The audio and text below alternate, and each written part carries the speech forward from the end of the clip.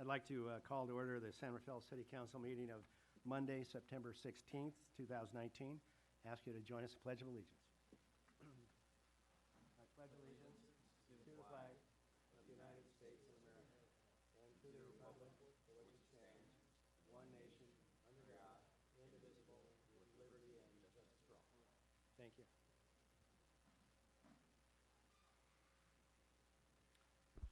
We met in closed session, and I've conferred with the I'll ask the city attorney if any action was taken. conferred with the city manager and confirmed no reportable action was taken in closed session, Mr. Mayor. Thank you very much. Time for open expression by anyone that wishes to address us on anything that's not on this evening's agenda. Of course, we'll be most interested in your comments. Won't be able to take action since it's not on the agenda, presumably. Anyone wish to address us at this time? See no one, we'll move on to the city manager's report. Thank you, Mayor. I just had a few quick announcements of upcoming meetings or events that are coming up that I wanted to make sure that the council and the community was aware of. The first one is that the police department has been doing a series of community meetings, and 2 of them have been completed, and there are 2 more coming up. One is tomorrow night at 6:15 p.m.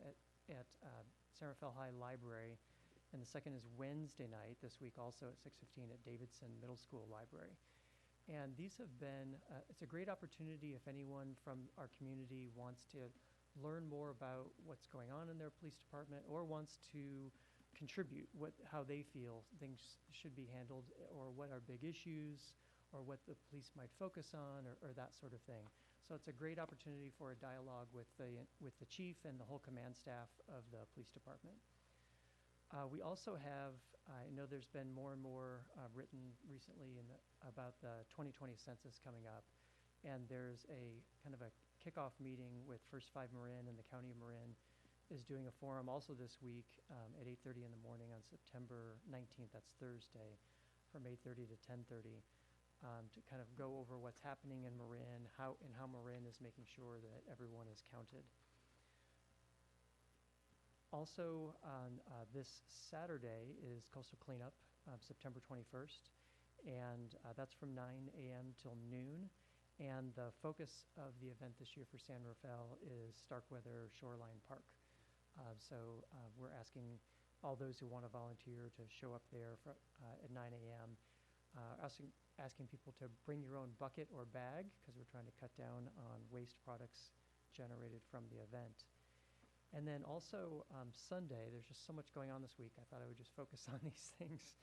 On Sunday, Porch Fest is happening in Gerstle Park from 12 to 5. It's the 2nd annual event. It's music and on porches spread out throughout Gerstle Park. So it's a strolling event that you walk around the neighborhood and see different kinds of music happening. That's 12 to 5. I'm going to try to figure out how to do that, plus the Mont Marin Ice Cream Social that afternoon from 3 to 5, both that afternoon. And that's just for the Mont Marin neighborhood. But there's just a lot going on this week. You could stay busy going to all of these meetings and events if that were all that you were doing. So I just wanted to make sure that everyone was aware of those. Yeah, and thanks, Jim, for touching on each of those. There are a lot of things going on, and I just want to comment on 2 things. The police department has been excellent in their outreach to the community, of which I'm going to 1 meeting and look forward to the other 2. But certainly the one I think probably was duplicated, which was able to receive from the community, in this case, the Terra Linda community input and feedback and reaction, and let's get to know one another a little bit better. So I appreciate the chief and Dan and all of the others that participated in that exercise. Initiated it some time ago because I felt that perhaps the community should and owed to our department some direct input as to what their sense was and feeling and point of direction with regard to some more enforcement. So I think that's gone extremely well, and again, certainly thank the department. And finally, on the Porch Fest, I went last year. Last year was the first year. It's a blast. It's really great. You know, you go wander around the community and various musical groups, and it must have been, my goodness, 20 or maybe more, I'm not even sure, but a lot last year. And again, this year, I know that it's been well planned. So I certainly would encourage, as you've done, everyone attend. It's a good thing. It's a fun thing for San Rafael. let's move on then to the consent calendar, and we'll hold, at Kate's request, item D. So we're talking about items 4A through C. Any comments or questions? Anyone from the public wish to address us on any of these? In which case, we'll close. Oh, no, it's okay. Come on up, Kate. I'm on D. Are you on D? Okay, we're going to hold that, so just one moment. Anyone else? Pretty quick at the trigger here. In which case, we'll close, we'll come back, further comment, a motion would be appropriate. Move the consent calendar A through C. Second. Move in second, roll call, please. Councilmember Cullen. Aye. Councilmember Gamblin. Aye. Mayor Phillips. Aye, matter carries 3-0. Let's turn now to 4D, Senate Bill 2, Planning Grant Program. Kate, you had a comment? Yeah, so I was only going to make a comment, and then Kate, you can come down and comment as well. When we met 2 weeks ago, we started talking about housing and impediments and challenges to housing in the city of San Rafael, and I just thought it was wonderful that here we are just 2 weeks later, and it's showing all the work that's already being done by Paul Jensen and his team. So there's an inclusionary study on there, online permit guidelines, there are all sorts of things going on. So for the community out there to know that in addition to the conversation we started, there's a lot of work already going on and progressing. So I just wanted to make a comment to that. And a really good point, and of course, we're going to have a workshop with the council and other interested parties. I'm sure that's in the making, so thanks for commenting. I'm going to open to public.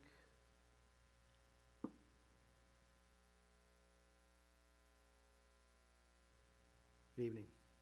Kate. Kate Powers. I'm a resident of San Rafael and Terra Linda, and a member of the steering committee for the General Plan 2040. And I am just concerned about the by right overlay in, as I believe it's number 3. I just think that we have a process that needs work, but I do think that by eliminating discretionary zoning and removing the design review, board review, removing the environmental review when you have development projects, you remove the public opportunity to have a voice in development. And so by doing the by right, our own Opticos consultant has put out a sheet on that about how to get by right zoning right. It was published in 2016, and they recommend that if you're going to do by right, that you have a way for neighborhoods and communities to participate in a community visioning process. And I think if we're in those areas, I don't know if you looked at the map where those zones are HR1. They're all along the canal. They're on Lincoln. They're on Nova Albion and in my neighborhood. And they're also in other areas. I'm forgetting the Woodland Avenue, I believe. Those neighborhoods need a community planning process as much as any other neighborhood, whether it's the downtown precise plan or not. And I just worry that the by right overlay eliminates the public's ability to have a voice in what goes into what's outside of their doorstep in terms of the public realm, the streets, the parks, et cetera, and what their neighborhoods look like, what the density and all of the other parts of a neighborhood go into. So I just would ask that you either table this for now until that part is discussed, or that you consider removing number 3 of the by right zoning overlay. Thank you. And thanks for your comments, Kate. Anyone else? Close. Paul, do you have a comment? No, other than to just clarify that this by right zoning is for 100% affordable housing projects. We get very few of those. I mean, we can certainly look at process when we create this process for by right zoning to see if there's some way to build in outreach as part of that review, but the intent is to really minimize process for the project. But we can take a look at that. You would suggest we still act on this Yes. evening? Mm-hmm. Jim, you agree? I would agree, because the action is to authorize application for the grants, not how to run the process at that Right. point. Okay. Any other comments, questions? Is there a motion with regard to 4D? Move approval of item D. Second. Move in second, roll call, please. Councilmember Collins. Aye. Councilmember Gamblin. Aye. Mayor Phillips. Aye, matter carries 3-0. We'll now move on to the other agenda items, gun control and safety. Let's make a quick comment first by thanking Daniel and Jim for addressing this issue, and you have, I think, an outstanding report that summarizes some issues that were of concern to me and perhaps all of us, in part because, frankly, I wasn't sure what the city of San Rafael had on the books on this matter, and I suspect many of us might have fallen into that same lack of understanding, I'll suggest. So first, thanks for helping us better understand where San Rafael's at. To me, it's relevant because, of course, this body is in charge of public safety. We don't have a badge, but that's our job. And so to me, it's always been quite important. And I'll just say on a personal level, Jim and I flew down to Gilroy a couple of weeks ago and talked with the mayor of Gilroy. Had a nice discussion with him and about the shooting that they had, the Garlic, if you will, Garlic Festival shooting that they had, and the experience that he went through. He was on site at the time, and in fact, held the 6-year-old that was shot and killed. And for me, it's personal because I have a 6-year-old granddaughter, and if something were like that were to occur, I can't imagine how I would react, or any of us might react. More recently, I checked, just out of curiosity, to see how the little girl that was shot in the face, 17-month-old girl shot in the face, through her lower lip, tongue, and took out her teeth on both upper and lower side. To me, it's like, really? I mean, haven't we seen enough of this? And for no action is I think, inexcusable. So I appreciate the opportunity to see what San Rafael is doing, and perhaps what it might do even more so, even though recognizing that it's quite limited. But it would be a hard thing for me to take if something like this were to occur, and we hadn't, in fact, done everything that seems advisable. So I thank you, particularly Jim and Daniel, for putting this together, and certainly Dan for being here this evening. And we have a couple of honored guests that are going to speak to us on this matter as well. But turning it over to you folks. And Mayor, with that said, maybe I'll just do a quick introductions because it's, as you say, it's an extremely important topic. It's not one that staff had a lot of built-in expertise, so we've been learning quickly kind of what is allowed. And helping us in that area is Nira from our city attorney's office to my right. Welcome. And we have Lieutenant Dan Fink to my left, who's helping us with, as it relates to weapons and buybacks and all things related to the police department. And then also, as you noted, I think our district attorney, Larry Fragoli, is here. He's really helping us in a number of different areas regarding this report. So I'm going to turn it over to Daniel at this point to take us through the staff report. Thank you, Jim. Good evening, Mayor and City Council. Tonight, I will be presenting gun control and safety measures here in San Rafael.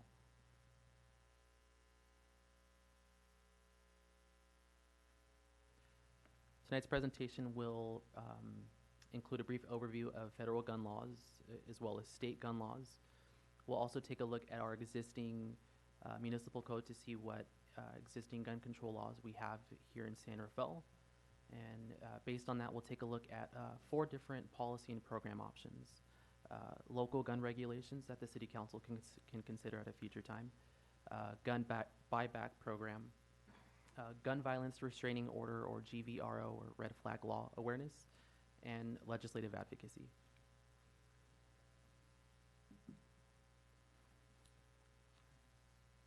So existing federal law covers different areas of gun control and gun use in the United States. This includes background checks and the National Instant Criminal Background Check System. There's a private cell exemption, for example, and federal law describes prohibited persons who cannot purchase and use a firearm. An example of a prohibited person can be someone who has been convicted of a crime punishable by imprisonment for more than 1 year, a person who's been honorably discharged from the military, or someone who has been convicted of domestic violence. Federal law also covers different elements like child and consumer safety, guns in public, hardware and ammunition, and crime guns. So, for example, straw purchasing is when a lawful person purchases a gun on behalf of a prohibited purchaser. Federal law prohibits that from happening.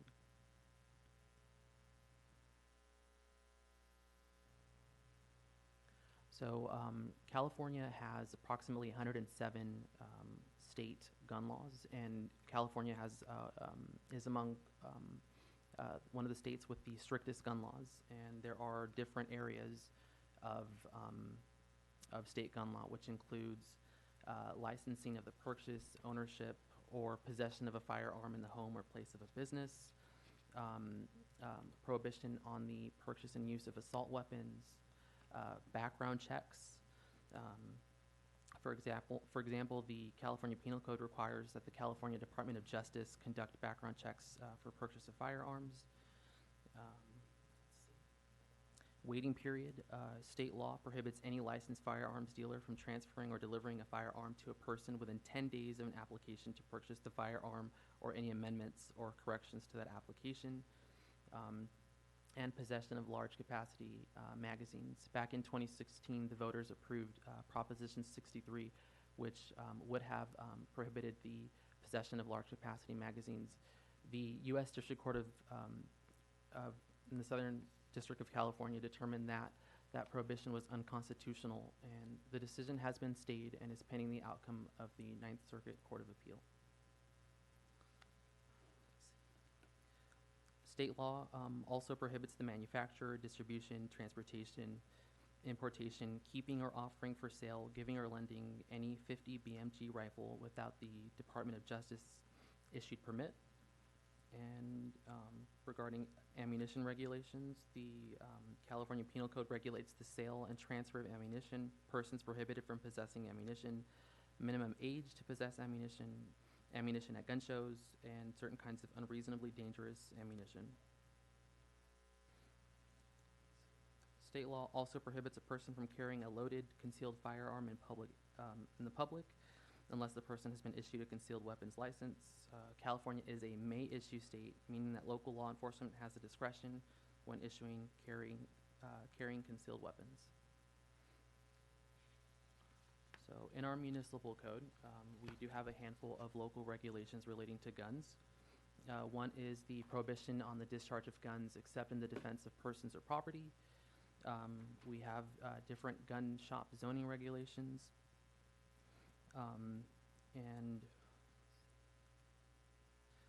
We also regulate firearm dealers, which includes that firearm permit is required for all firearm dealers. Permits cannot be transferred. We require that the permittee possess a $1 million per occurrence liability insurance policy for injury or death to any person as a result of the sale or transfer of a firearm. These permits expire 1 year after the date of issuance and can be renewed for 1 year periods. Grounds for denial or revocation of firearm permits include misleading statements and applications, conviction of offenses that disqualify applicants from possessing firearms under the Penal Code, offenses involving use of force, any felony, misdemeanor, burglary, or misdemeanor fraud, or offenses that involve the manufacture, sale, possession, or use of a controlled substance. Our municipal code also prohibits firearm dealers as home occupations, and we also prohibit the possession of firearms in public parks, community centers, outdoor public areas, and that includes our library and city hall, and at recreation facilities.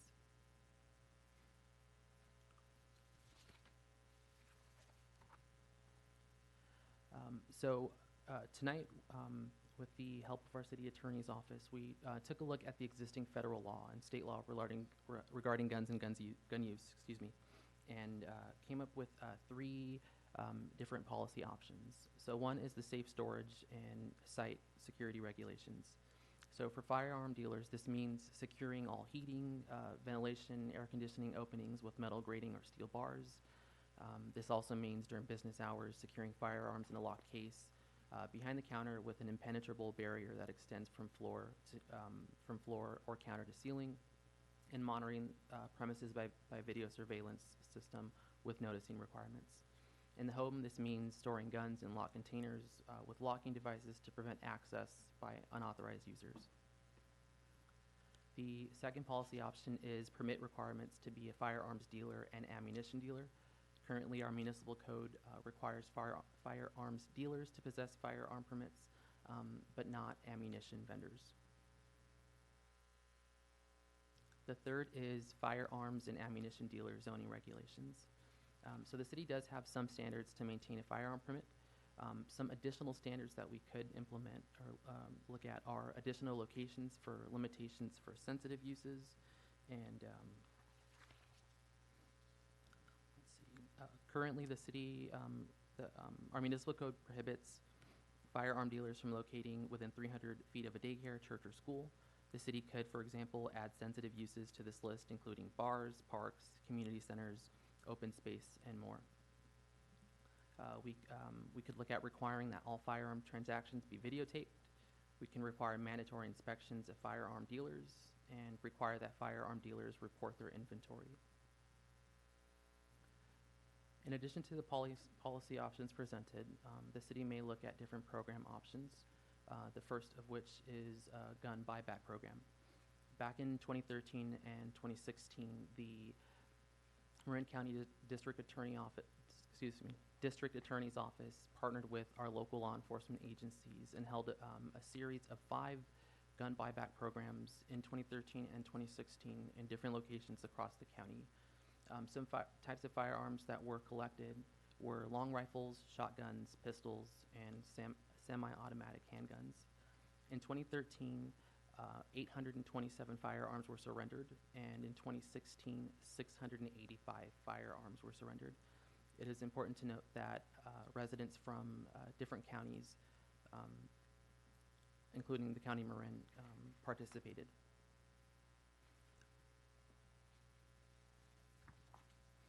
Last week, the Marin County Police Chiefs Association met to discuss the options for coordinating a gun buyback event in the future, and a date is yet to be determined. An additional option is a gun violence restraining order awareness program. California was the first state to implement a gun violence restraining order law, and it allows police or family members to petition a court to recover a person's firearms and ammunition in emergency situations for up to 3 weeks. And if ordered so by a judge, it could be extended by up to a year.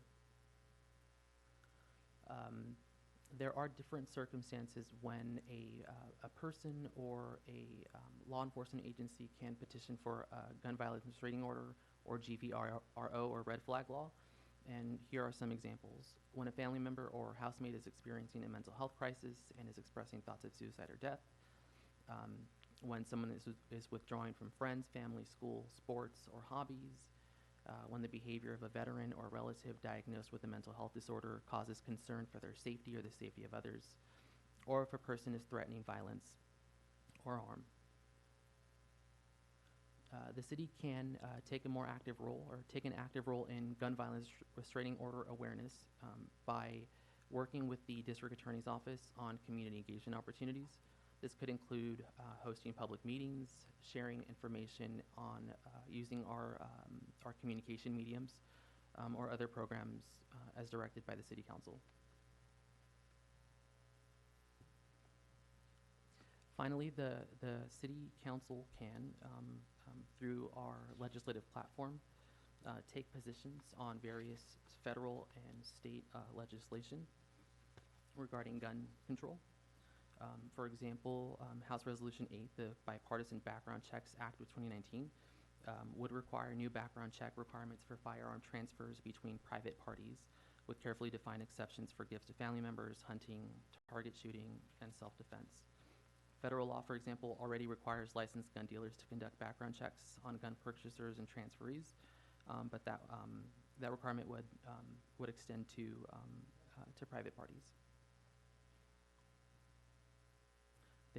Additionally, there is state legislation in the Assembly and Senate. For example, Assembly Bill 12 would extend the duration of California's gun violence restraining orders and their renewals from 1 year to a period of up to 5 years. And Senate Bill 61 would prohibit the sale of centerfire semi-automatic rifles to persons under 21 years of age, except in narrow circumstances, as well as prohibit from making an application to purchase more than one semi-automatic center rifle in any 30-day period, with exceptions. So if the City Council would like, we can, through the legislative platform, issue position letters to take positions on any of these bills and any legislation in the future. Thank you. Well, once again, thank you, everyone that was involved, for helping us better understand where we're at on this matter and bringing us current. I think you've done an outstanding job on that. I just have one question. You mentioned on the 12th, I think it was, or perhaps I read that somewhere else, that the Marin County chiefs were going to discuss the buyback, and I wasn't completely clear on what you said at some future date. What's their position on that? Mayor, as an addition to our staff report, we were hoping that the district attorney could come up and address the council. And actually, I think the district attorney was at that meeting as well, so you'd be able to Good. give you a firsthand Good. account. Let me ask my council members. One quick please, question. yeah. So Daniel, thank you for that thorough report and our attorney's office for helping to create it. So to get a sense of what's existing in San Rafael, do we have currently any firearm dealers or gun shops that are in operation in San Rafael? Big Five. My understanding is that there is one, the Big Five store in Terra Linda. Because many of the items we're talking about how to operationally what we might ask for, and I just wasn't sure how many that would be applying to. So just one. Big Five Okay. in Terra Linda. Any others before we ask and welcome our district attorney? Lori, would you join us, please? And thanks so much for being here this evening. You wrote an excellent article, Marin Voice, that, I don't know, maybe a month or so ago I was impressed with, and when I read it I said, you know, we've got to ask Lori to come by and help us better understand your points, because they were well taken. Thank you. Thanks for being here. Thank you. I appreciate that. For those of you that don't know me, I'm Lori Frigoli. It's my honor to be your district attorney. And really quickly, I want to go to that op-ed that had my name on it, but I want to make it really clear. That was a collaboration of people, one of whom's in this room, Mary Valente from Moms Demand Action, for smart gun violence or safe gun violence, and also a young lady, Marita Daly, from the Brady Group. So we actually all got together, and I think our next step that we're going to do is have a video that we're going to try and get on my website, and then also push it out in the community on gun violence restraining orders and educating people about them, because so many people don't. But I'm just honored that it was a great collaboration and it got a lot of recognition, and all we want to do is have people understand that these are tools we should be using. So first of all, I just want to thank staff for this incredibly thorough report. It was really impressive. I'm going to circulate it to my staff so that they know what's going on, and I think it's really important, and I applaud this council for keeping this gun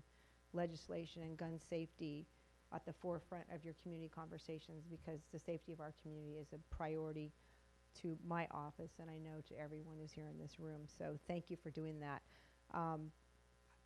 In my new job, I follow a number of local Bay Area law enforcement agencies, and I see the things that they post online daily, and it seems like a day doesn't go by that I don't see some agency, whether it's here in Marin or in the immediate Bay Area, who has had an incident involving a firearm, whether it's an officer being ambushed and murdered, whether it's guns in a car, or a robbery occurring with firearms, or guns being thrown out of cars during pursuits. It's a big issue in our community, and sadly, as you commented, Mayor, we have too many situations where people are just being murdered because of the color of their skin or what people perceive are their religious or social beliefs, and we have law enforcement officers who are ambushed, and it is really something that is untenable that needs to be addressed. Unfortunately, I think it's a multi-layered problem, and I think we can't ignore that, but certainly legislation and enforcement is an important factor. I was sitting in a courtroom 2 weeks ago when a young man was sentenced for no reason at all, shooting and murdering someone who was one of his childhood friends in our community.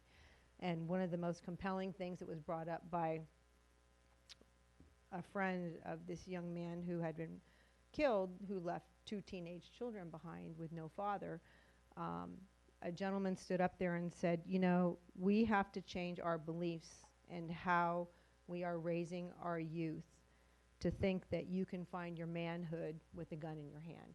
We have to stop that thinking. So it's a multi-layered issue, and it's not just in one community, but it really is something that we need to look at, I think, on a deeper granular level than we have time for today. I'm wearing one of these pins tonight, not in our town. I know, Kate Collin, you are very supportive of this project. It's an anti-bullying, anti-hatred campaign. It's community-driven, and I live in Novato. We are very involved in this program in Novato. We're trying to become a Gold Star city, so we've had a lot of public events and community conversations.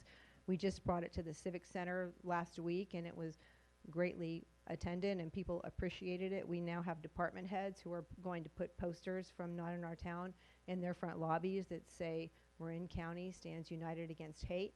So these are the kind of things that we can do on a daily basis to let people know that we're going to stand up for our community to keep them safe. So on the topic of the gun buybacks, there was a chiefs meeting last week, and we are engaged in active conversations about moving forward with that. And I do think that is something that's going to happen.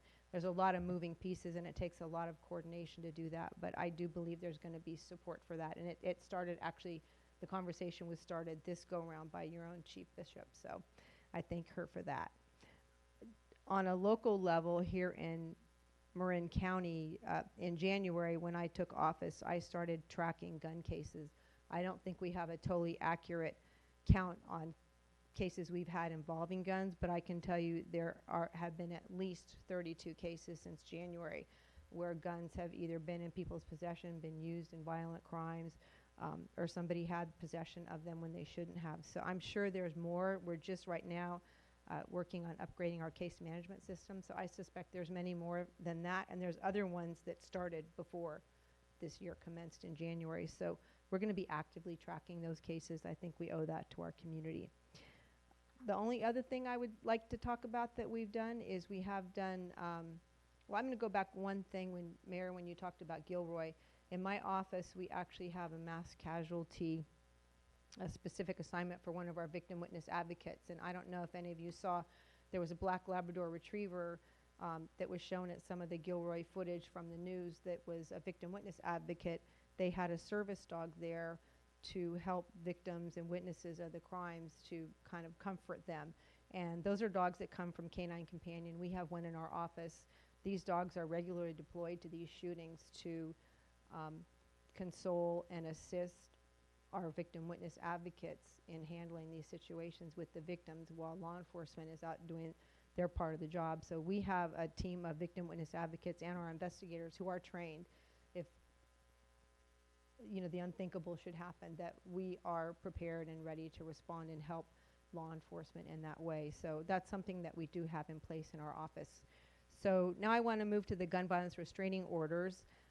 That is something, I know there was mention about my office, but actually the people who are doing the heavy lifting on the gun violence restraining orders in the state of California is the San Diego City Attorney's Office. They had a grant to go up and down the state and teach law enforcement about these gun violence restraining orders because not all law enforcement had been trained. So they came up and we collaborated with the Sonoma County DA's office. They trained our law enforcement officers and community members on one day and then Sonoma County on another day. And also as on a community level, Moms Demand Action and Mary Valente has been very active in teaching not only students and PTAs. If there's a group gathered, she and her group are willing to do the heavy lifting to inform our community about those gun violence restraining orders. And one of my whole missions is to collaborate with our community, and I think this is a brilliant example of that. So Mary Valente is here today to tell you a little bit about gun violence restraining orders. Also, Tony from the Brady Group is also here to speak for just a little bit. But One thing I do want to say, AB 61 is sitting on the governor's desk right now. That would expand the pool of people who could go to law enforcement and ask for help with a restraining order to teachers and employers. And that would really expand the pool of people who could have access to restraining orders. So anybody who knows Governor Newsom, please call him and ask him to sign that, because it's on his desk right now, and we're hoping that he does sign it. So with that, I just would like you to learn a little bit more about gun violence restraining orders, and Mary Valente is here, and I'd like to introduce her to you and let her speak for just a minute. Is that okay? Yes, and thanks for doing so, and certainly Sure. thank you for everything Sure. you've done thus far, and that you will, because I know there's more to come. It's my And honor. count us in It's if my there's honor. anything we can help with. Okay, thank Thank you. you. Mary? Good evening. Good evening. Thank you for having me here. You know, Lori's mentioned this a couple times. It has been a total collaborative effort with Brady's group and Lori Fraguli. She comes in as the new district attorney, and before I know it, we're all working together. How great was that she would reach out and include us in that. And we did get that training scheduled for law enforcement. We found the Moms Demand Action, just a little brief background, is a grassroots national organization that started immediately after Sandy Hook. And we are now 6 million strong and larger than the NRA, just FYI. And we want to emphasize that we are nonpartisan, and our group is made up of gun owners and non-gun owners. We are not against the Second Amendment. We promote the Second Amendment, and we don't object to people owning guns. We are advocating for better gun sense laws, and we go to state legislator for advocacy days to push for bills to pass through the California Senate Assembly and governor's desk, and we also support national laws, as you know, some of the ones that we're waiting for the Senate to act on. So I'm here just to tell you that we are a resource. I head up a group called Speak for Safety. It's a small team, and we put on presentations regarding gun violence restraining orders. And we go out to, well, we've just begun, but we're going out to groups like League of Women Voters or anybody that will have us and listen to us, put on a very brief presentation, about 20 minutes plus Q&A, and tell people how they can file for a GVRO. The initial law as passed includes family members, roommates, and law enforcement. And law enforcement is our gateway to everybody else. And when this first went out, we encouraged the first two groups to file, like, let's say, a family member who knew that somebody in their home was in a crisis mode, was likely to endanger themselves or somebody else with a gun. They could contact the court and get a petition. But San Diego has taught us it is much better for people to go through law enforcement to file that position, so we don't have a retaliatory situation within a family or roommate or something like that. And because law enforcement is named as a party that can file a GVRO, that really kind of is a little loophole open for allowing, until the bill passes, that's on the governor's desk, allowing principals and student, staff, educational staff, healthcare workers, people that work with people with dementia, et cetera, if they can't go to the court directly, they can go through a law enforcement who can then file a petition if the situation warrants it. And then, in addition to GVRO, I have to put in a little plug. We do have other groups in our organization that put on presentations for how to store guns and ammunition safely, and also best practices for school safety. And we're really big now. We're pretty sophisticated as a group, being that we're national and 6 million strong. So we advertise to you to let us help you get the word out to the community. And I really appreciate, and I believe, correct? Tony from Brady, I did this Brady once Bunch? before. No, the Brady organization is here to speak with you. Thank you for your time. Thanks for everything you're doing. Don't mess with moms, I guess, is the underlying Don't mess message. with moms, But thanks for exactly. everything you're doing and helping us understand better how we might assist with this most difficult issue. So thanks for everything you've done. Hi, I'm Good Tony Porter. I'm a San Rafael resident, but I'm also a board of trustee for the Brady Center, not Brady Bunch. It's the Brady Center, headquartered in Washington, D.C. We're the oldest gun violence prevention group in the nation, founded by Jim Brady, who was Ronald Reagan's secretary, who was shot in the head and recently died just a few years ago, but in that assassination attempt. We are, as Moms National, we kind of focus on a little different things than Moms, just slightly. We're very interested in legislation as they, but we spend a lot of our time and effort on policy, on developing policy and getting that advocated in the right place. Something unusual to us, we also litigate. So we are kind of the private enforcers of some laws that we don't think are being sufficiently enforced. So litigation is a big part of what we do, and a big part of what we do is sue gun sellers who are inappropriately selling guns. So one of the proposals we saw in there was about surveillance cameras. We think that's a decent idea because surveillance cameras enable you to, at times, put together a trail of proof that a straw buyer actually bought the gun. We actually won a multi-million-dollar lawsuit on the back of videotape evidence from the gun seller's transaction. And then the last thing that we do is public service announcements and ideas. One is the Ask campaign, where the effort is to get parents to ask other parents where their kids are going to play, to ask that question about, are you going to be there? Is there alcohol available? And by the way, do you have any guns in this home? And if so, how are they stored? And then there's a new program we've announced or put into the market about a year ago, End Family Fire. And family fire is the idea that this little piece of lethality that is in a home is more likely to cause death or harm to the occupants of the home, not some idea of why they bought the gun. And the idea is to keep it safe, keep it locked up, keep it appropriately secured, so the 14-year-old boy who knows where it is doesn't pull it out, the 6-year-old girl finds it and plays with it, the 16-year-old boy who uses it for suicide.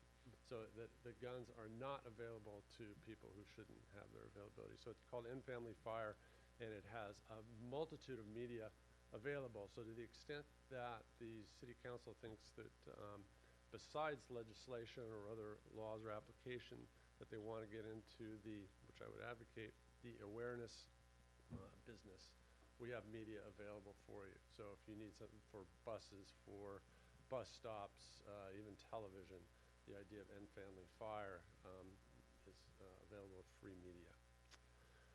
So I'll leave it there, but I do want to thank you very much for taking this up. It's obviously a scourge in our country. Thankfully, we've not had the unthinkable happen here, or by the way of massacre. So let's keep it that way. Stay vigilant about the whole idea. And we stand ready to help you in any way that you need help. So experience, data, contacts, the Brady Center is available to provide that as you work through the issues. Which leads to my point, and I first wanted to apologize because I missed your name, but I want to get it. Tony Porter. Tony Porter. Tony, we have quite an extensive report from our staff. And frankly, much has been done in the state of California.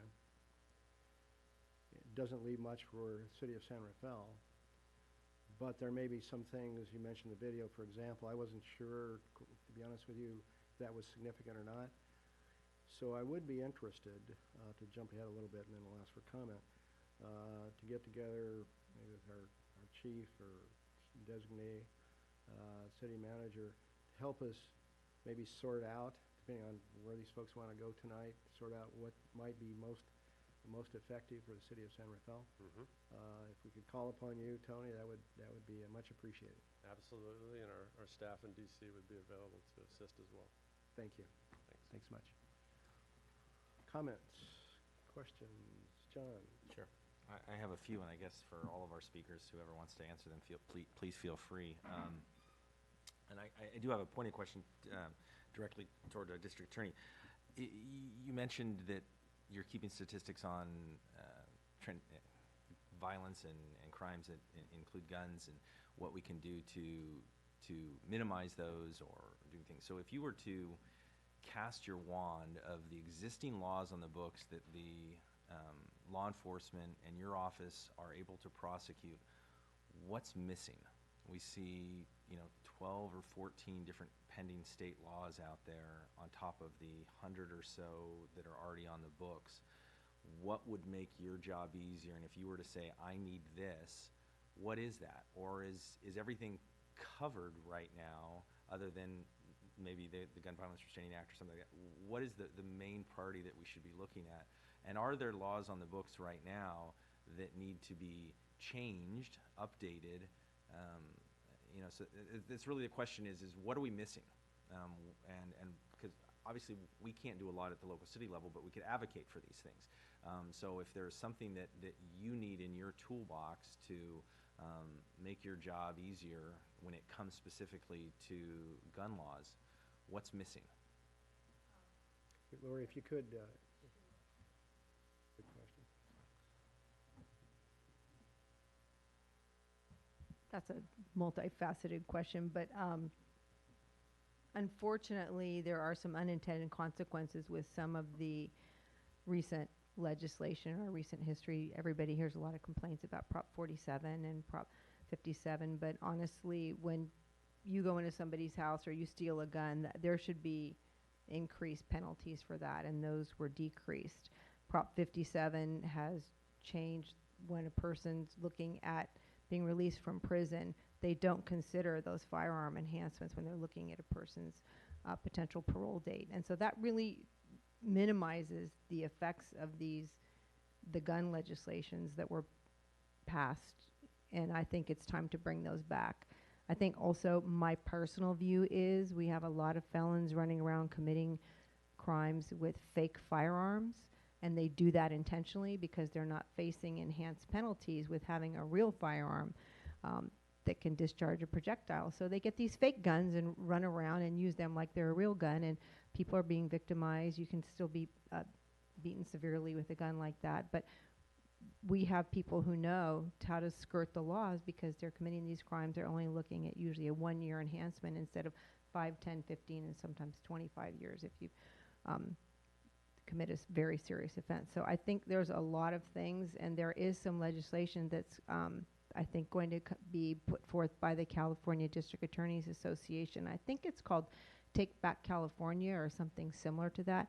And it's really looking at revamping some of the failures of Prop 47 and Prop 57. So I'd be looking for that. And frankly, when this legislation comes up, the prosecutors and law enforcement and community members and the District Attorney Association, we don't have the deep pockets that some of these nationwide groups have to combat the untruths that are sometimes put forth in this legislation. Prop 47 was put forth as the Safe Street and Schools Act, and that was far from what really happened.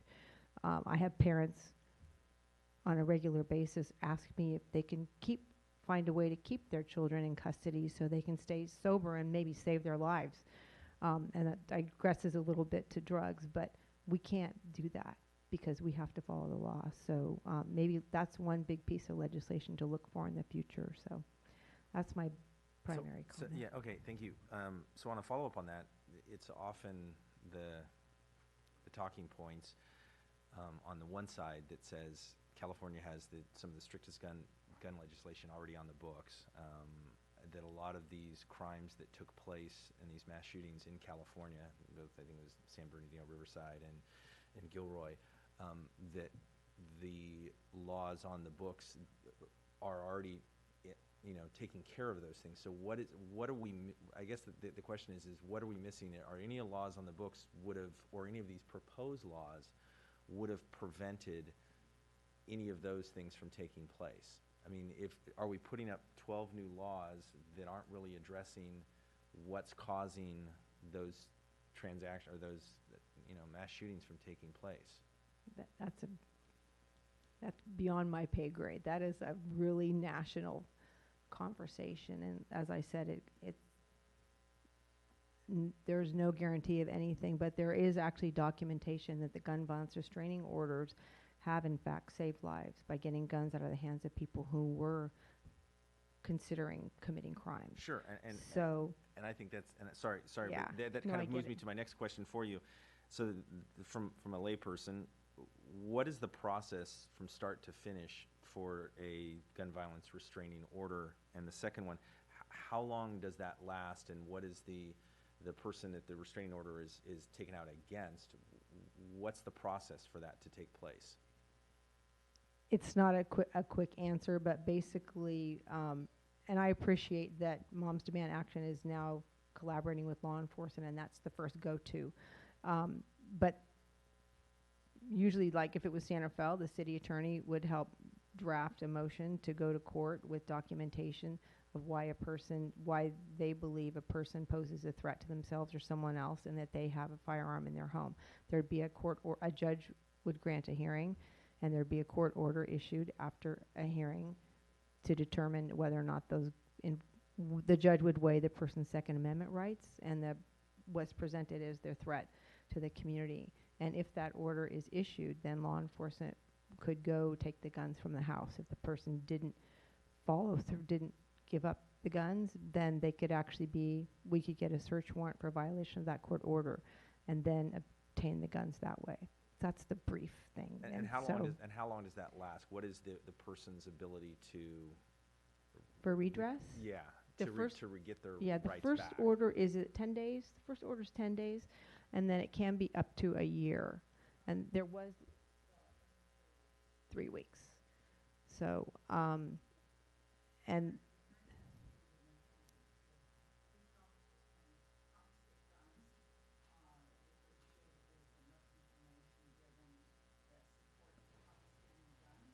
I'm sorry, could we have you She come said to 3 the weeks. microphone so we can hear you, just The so the reason for that, audience can We hear? have not only those of us present, we also have a camera.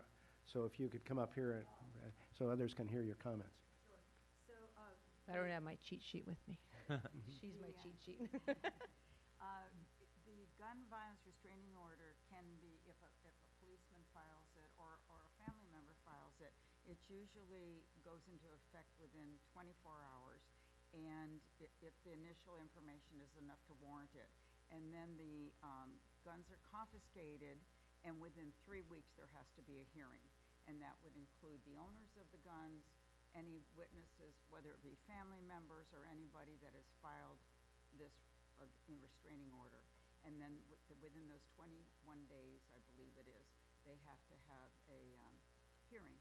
And then the judge will decide whether or not they should be removed from the owner for up to a year, or whether or not there isn't enough evidence to warrant taking it away. But maybe just to expand, if I don't mind, I'm far from an expert on this, so excuse us if it's a really stupid question, but it would seem to me in certain circumstances, if one is going to resort to violence, particularly with a gun and intent to kill, that might be a fairly sudden emotional outburst. And I don't know how long this process takes. You're talking about filing and judge hearing and done thing or another. Well, isn't that after the fact? Well, typically, in the case, there hasn't been a lot of this use yet, but typically the idea is that somebody has indicated, and believe it or not, there's often a long lead in here. We have case after case where people are, like the shooter in Santa Barbara back at Isla Vista. There were YouTube videos, there were conversations with people, there were practices of how it was going to be done.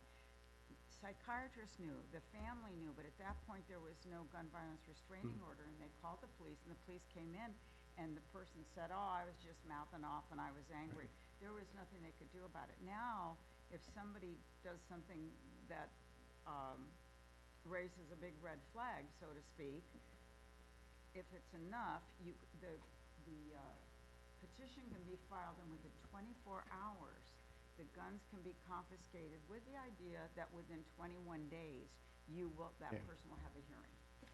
So we couldn't do that before. They had to have used that gun.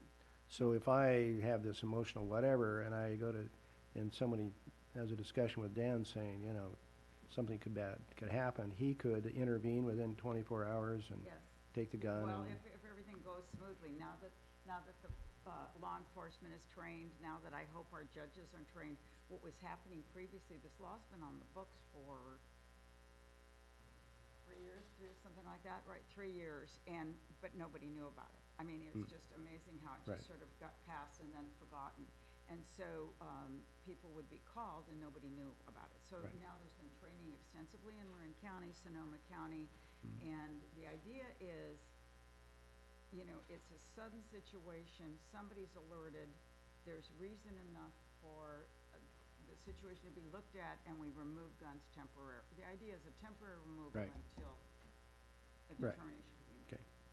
So that would be at the place where that person has access to those weapons. So if someone says Joe Smith has an issue, they go and get the restraining order within 24 hours, they go to their residence and they take all the guns in the house, even though that person might not be the owner of those guns, it might be their brother or their parent or whatever that doesn't have that order. So they're essentially, their rights, because of cohabitating with the person that has the restraining order with them, are essentially infringed upon, that all weapons are taken out of that house? Well, there has to be, A nexus. go ahead. There has to be a nexus, and it's really the first thing is an intervention for the safety. And the San Diego City Attorney's Office, who's been at the forefront of this, has done hundreds of these cases, and there are times when once everybody's in a position of safety and you can have a conversation about the guns and how they may or may not be used, a lot of times they agree to give the guns back after they're fully aware of what the situation is and where the guns are going to be, if they're going to be in a safe place, and is the person who had access to them in a safe position. Sometimes it's a mental health issue, sometimes it's things the family were not aware of, so that's the primary thought of it. And then it's on a yearly basis, so every year it comes up for review. A lot of times we were told after a year, the guns are actually returned. So it's not a permanent situation. Also, the person during the time of the order is not allowed to go purchase another firearm. Sure, no, So- For an example, in the Isla Vista case, and many cases since then, the person had YouTube videos. They had a psychiatrist who had expressed concern. The parents had called the police and expressed a concern, but because the person had not done anything yet, everybody said our hands are tied. So now we can say, we're not saying, well, you know, one mouth off is going to cause somebody to have their guns taken away. But the idea is if it can be proved in court that there has been substantiated evidence that this person poses a threat to themselves, even suicide, or others, whether it be suicide or mass shootings or street shootings or I'm missing something, there's a fourth one. Suicide even. Well, I mentioned, yeah. So, you know, the idea is that there's been some history there and build up, and the house can be searched, and we go from there. And within 22 days of the GVRO being filed and the guns confiscated, there'll be a hearing, and that person has the right to represent themselves or get representation for themselves and prove to the court that they're not a danger. And usually police go in and file many, many weapons. No, exactly, and that was kind of the crux of my question, is that the person that the restraining order is filed against might not be the registered or legitimate owner of those weapons there, and, you know, I could see someone saying, well, a teacher or through a police officer, or if the new update gets signed by the governor and another professional who has the right to do this, to take this, to get a restraining order, comes in and says, this person is a concern, and the police come to that house, and there's numerous weapons in that house, and none of those are either registered to that person or not, but yet all those weapons are taken out of that house that might be legitimately stored or within 24 hours, and these people are sitting there saying, well, I've got these things locked up, they're mine, I don't have a restraining order, yet you're taking all of those away from me. And that can happen, correct? Councilmember, I can address that if it would be of assistance. Sure. The GVRO statutes require that if the guns which are restrained are owned by a person other than the individual that's restrained pursuant to the order, that person can go and request the return of those guns, and law enforcement has to return those guns. In what time period? You know, I don't know. I could look that up, but the request can be immediate. With the possession of the restraining of the guns, the judge who is ruling on a GVRO, either in the initial emergency circumstances or in the later extension up to 1 year, they can only dispossess a person of their guns if if the guns are within the custody and control of that person. So if somebody else is residing in the home who has custody and control of firearms, and the person who is subject to the GVRO does not have custody and control, then law enforcement would not be able to dispossess the guns of that other individual. Even in that initial case within that 24 hours? That's right. They have to have custody. The person who is the subject of the GVRO must have custody and control of the guns in order to have the guns restrained. Okay. So they. For clarification on that? Yeah, sure.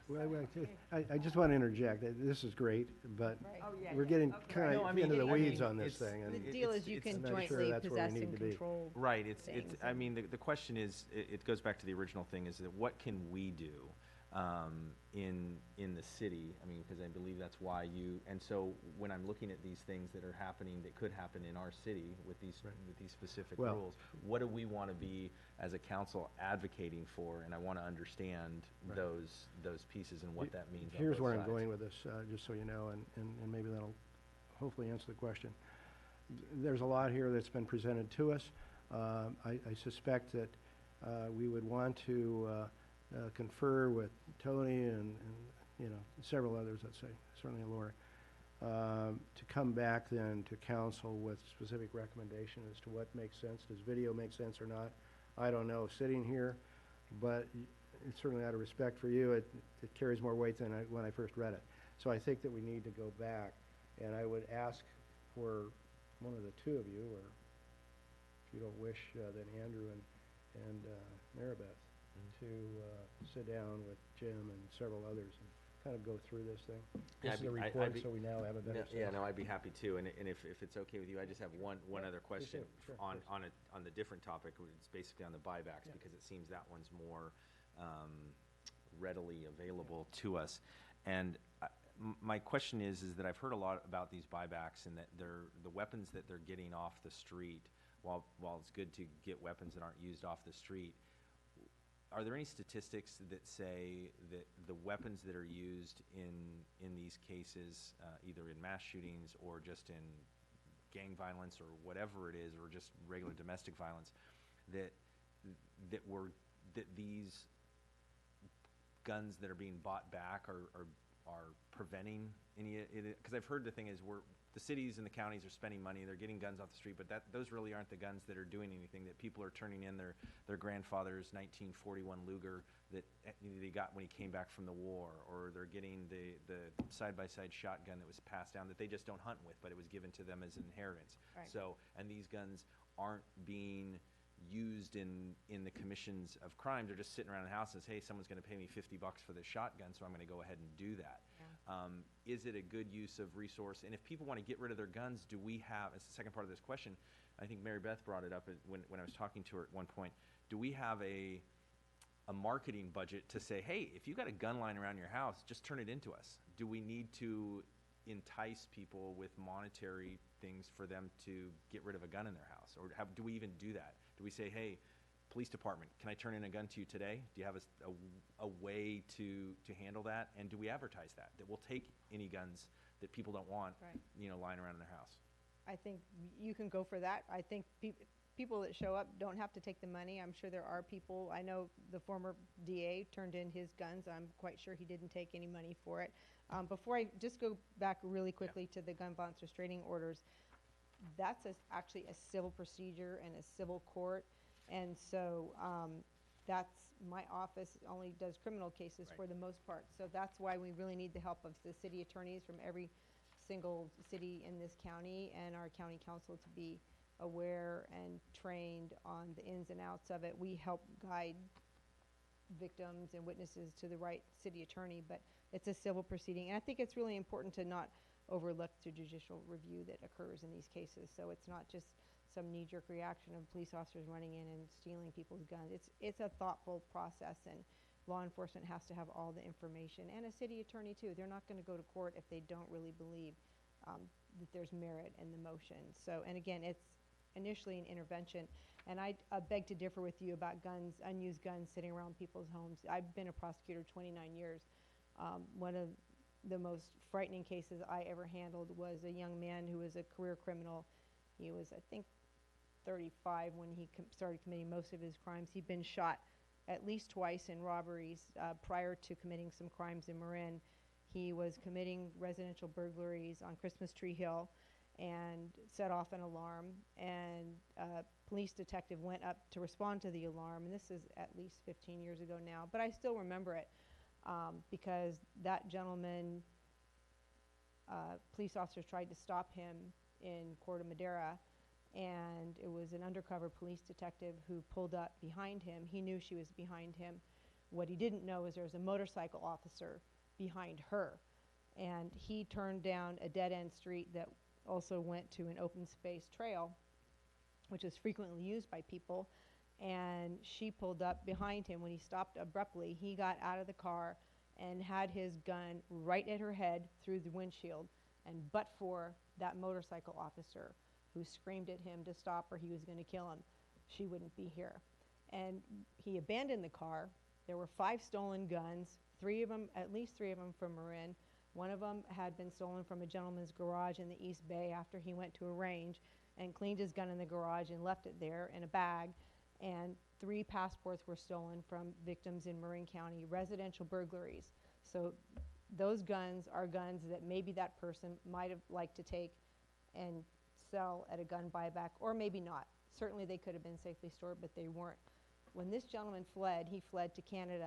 He had a truck and he drove right through the Royal Mountie when they tried to stop him, and he got in a shootout with the Royal Canadian Mounted Police, who chased him through the snow, and he ended up getting charged for attempted murder of Royal RCMP officers in Canada, and he had more stolen guns in his car when he was up there. And those are the kind of guns that if people have in their homes and they're not using them and don't need them, we should be open to getting those guns in whatever way we can. So there are a lot of guns that people have in that situation. I have a family friend who has 1,000 rounds of ammunition he got from his family member who died, and they were cleaning out the guy's house and found that. So there's a lot of stuff that we can do. We have people committing these burglaries all the time, and when they're not looking for drugs, they're looking for guns. No, I So, completely, yeah. and that wasn't my point. I'm just saying do we do something all the time? We hear about these one-time gun buyback offers, and the DA I hear says, you. I have this amount of money to do it, but I don't hear anything out in the community now that's saying, as a PSA, a public service announcement, hey, you don't want these guns? Bring them in. If in Marin County there's not necessarily a need for a monetary remuneration to get guns back, we should be using those dollars, those resources, to also just advertise the heck out of this and just saying, hear you. hey, you can drop it off at the sheriff's office, drop it off at Right. the police department. And I don't see us doing that. And I think that's a quick thing that we can do, so there wouldn't be just a one weekend thing, here's $50,000 that we're going to do. We should do this all the time. And that would do this. And then also, just the follow-up, that guy that took all these guns and stole all these guns, I sure as heck hope we're prosecuting those people with the existing laws on the books to not store their guns correctly, and do that. And if Yeah. we're not, then shame on us for that. I hear you.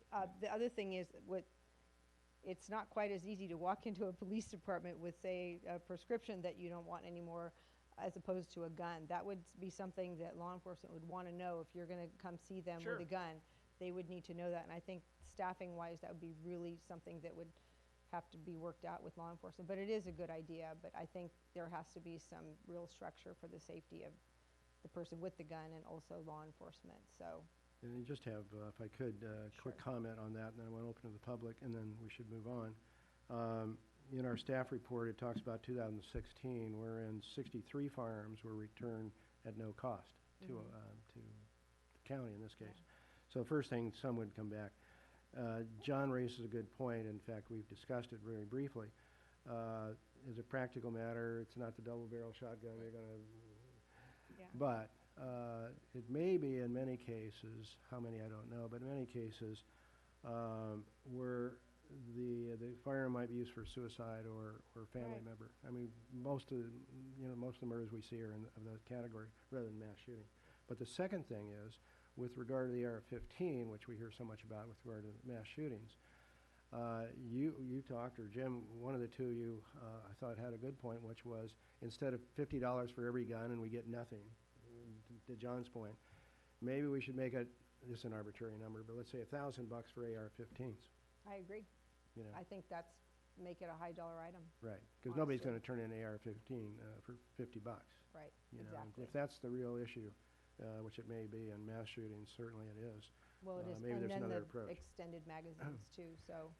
Well, extended are, of course, illegal in California unless you go to well, Nevada and buy we one. got that case, so, yeah. Well, yeah, and that's the other thing.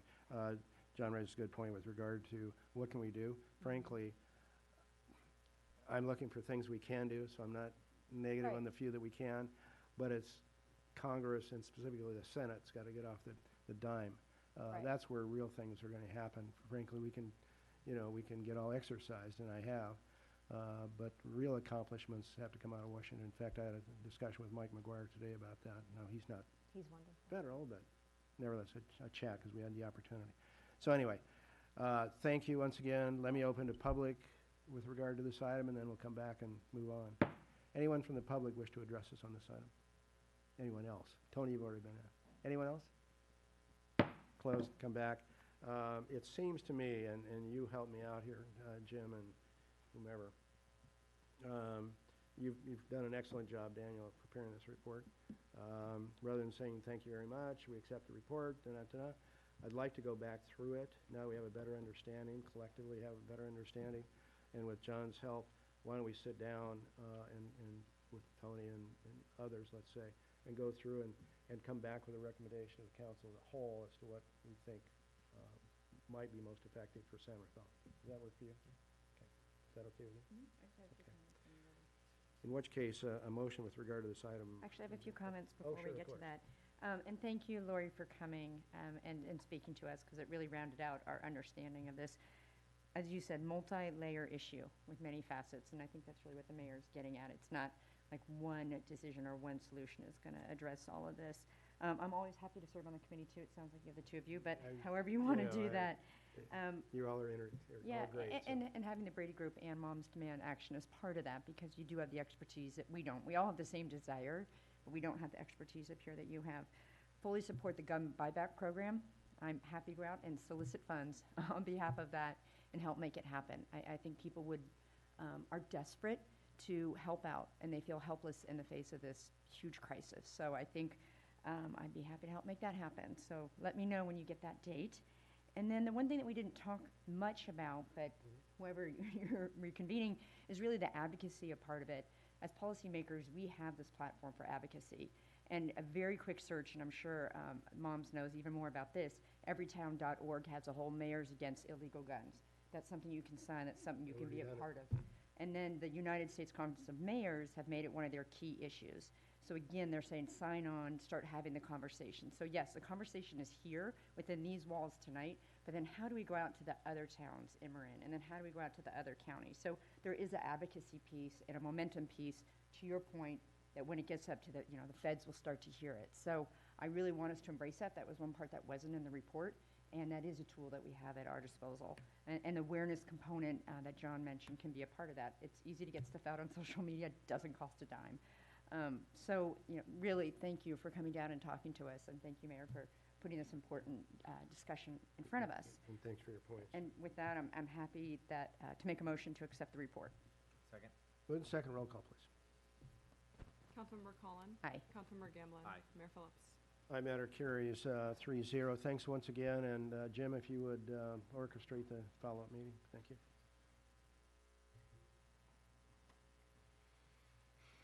Good points. Good points.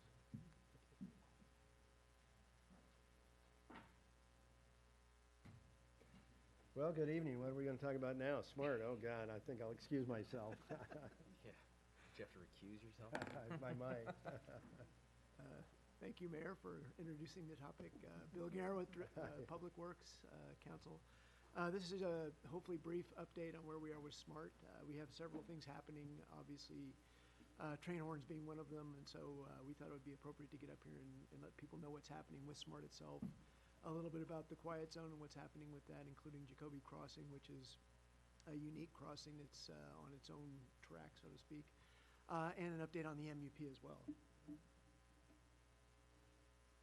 As you know, the construction of the Central Sanderfell to Larkspur is complete.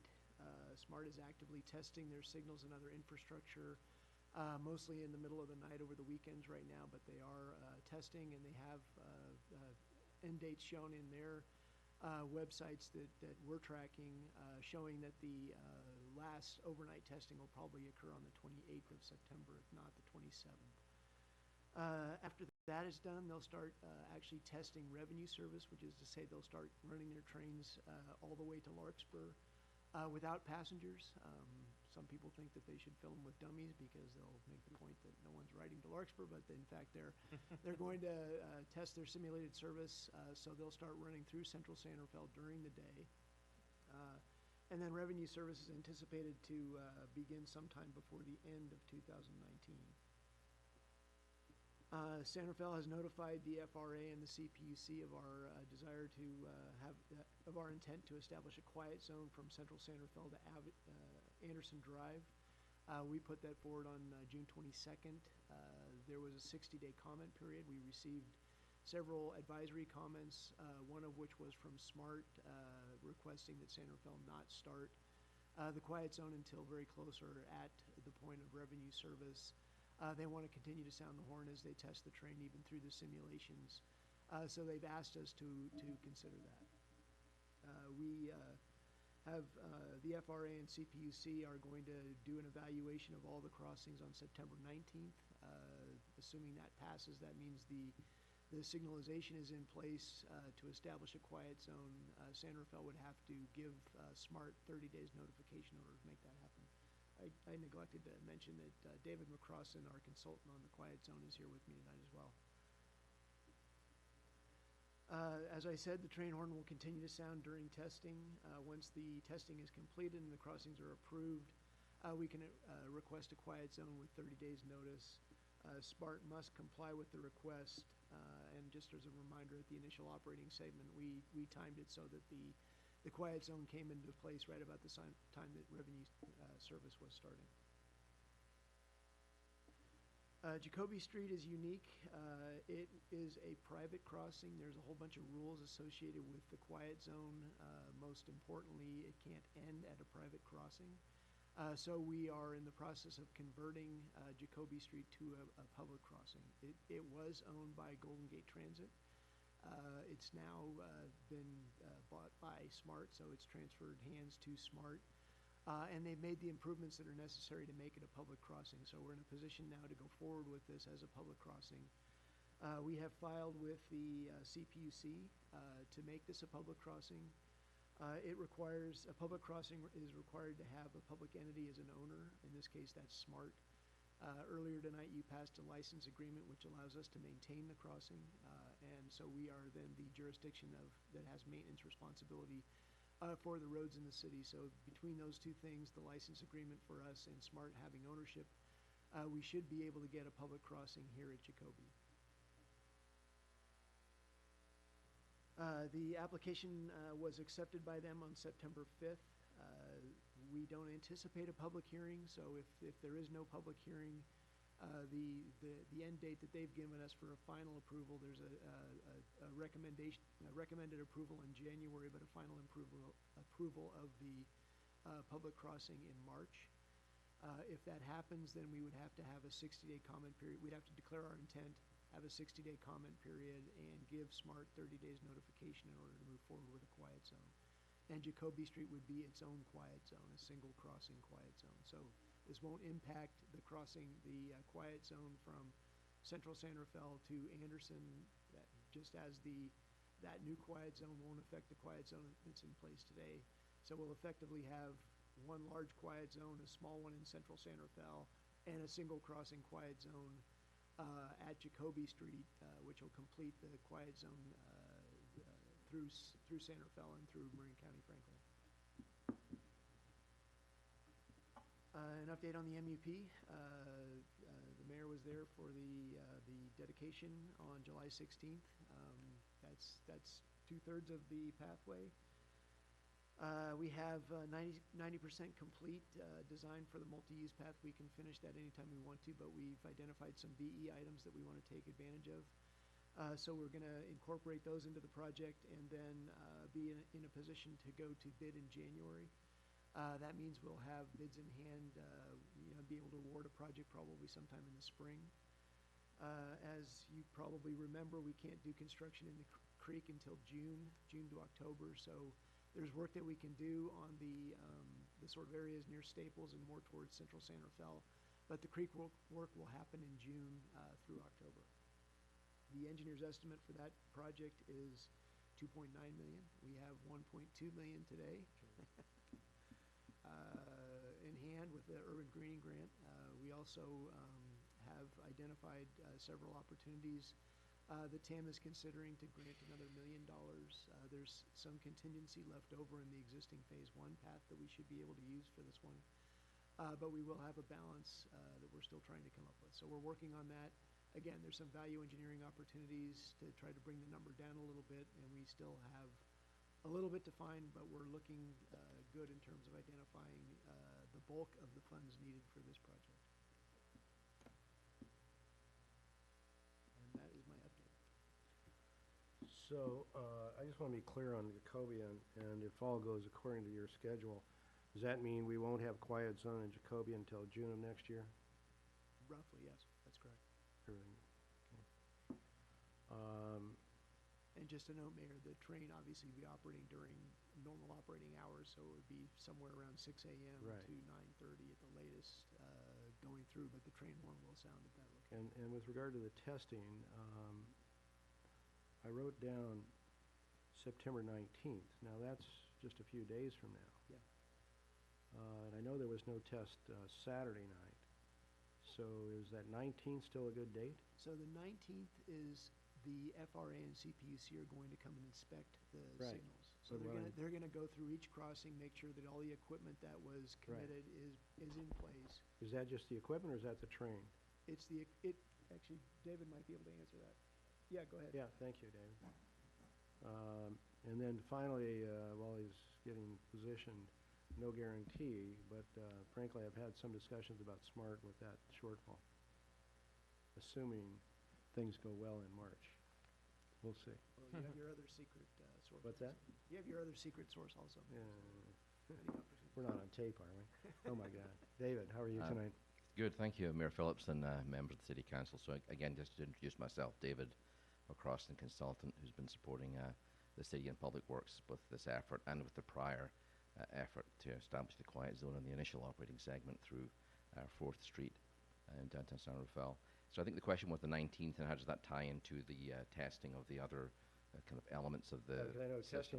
testing, I mean, we have a schedule of the Yeah. dates. Yeah. And many of them are after the 19th. Yes. What's happening on the 19th? So the 19th is kind of what's formally called the Diagnostic Review Team meeting, and that is a part of the formal process that's required to finally sign off from the federal regulatory point of view on the quiet zone being established. So the city has gotten through the comment period through the notice of establishment, as you heard from Bill Garen's report, and so that has expired. We received some advisory comments, but nothing that really would impact moving forward with the quiet zone for those crossings. So it's got nothing to do with the train? It will not involve Passing muster, if you will. the train itself passing muster or the regulatory sort of environment for the train itself, but really it's the safety improvements at the crossing that are specific to the quiet zone. There are regular improvements that are governed by CPUC as the safety body for with jurisdiction over improvements, but there are specific kind of over and above requirements for the quiet zone, and so Federal Railroad Administration needs to be satisfied that all of those are in place so that the city can declare the quiet zone, because effectively the city is the public authority that designates this quiet zone. It's not And the, I'm not the assuming feds. we are satisfied that it'll pass FRA scrutiny. Yes, we had initial discussions. We've actually had some site visits with the relevant staff earlier this year from the Crossing Safety Branch. So they will be present with staff, and we will be there most of Thursday, in fact, going through that process. Okey doke. Thank you. Mayor, there's two things I'd like to add. Yes. One is on the Jacoby piece is certainly not optimal. We didn't run into that issue on the initial operating segment, Right. because we were able to start and end the quiet zone at FRA approved locations, which are public crossings. But we do have to follow the FRA law, and unfortunately, Jacoby is a private crossing that we would need to turn into a public crossing. As Bill said, in order to do that, we needed to do all the improvements necessary to make it a public crossing. First of all, SMART needed to own it in the first place, purchasing it from Golden Gate. So all of that took time before we could actually do the improvements and then put the quiet zone improvements in place. So it's not optimal. It's going to take longer, and we were able to time it perfectly with the initial operating segment that the quiet zone started on day one of commercial revenue operations. We would be able to do the same thing here, but only to Anderson. So unfortunately, it looks like if SMART's able to stick to their schedule and start commercial operation by the end of this year, that Jacoby will follow some months after that. I just wanted to make sure that the community understood that it wasn't because we didn't apply or the council didn't want us to apply or something like that, but it was because we have to follow these very strict rules that only the FRA and our consultant David McCrossan knows by heart, and we had to, SMART had to acquire the property and then put the improvements in place and all of that before, and then get it inspected before we could do it. So we're moving as quickly as we possibly can on that, but it does look like if SMART's able to start commercial operation by the end of this year, that one crossing will not make it at that time and will follow.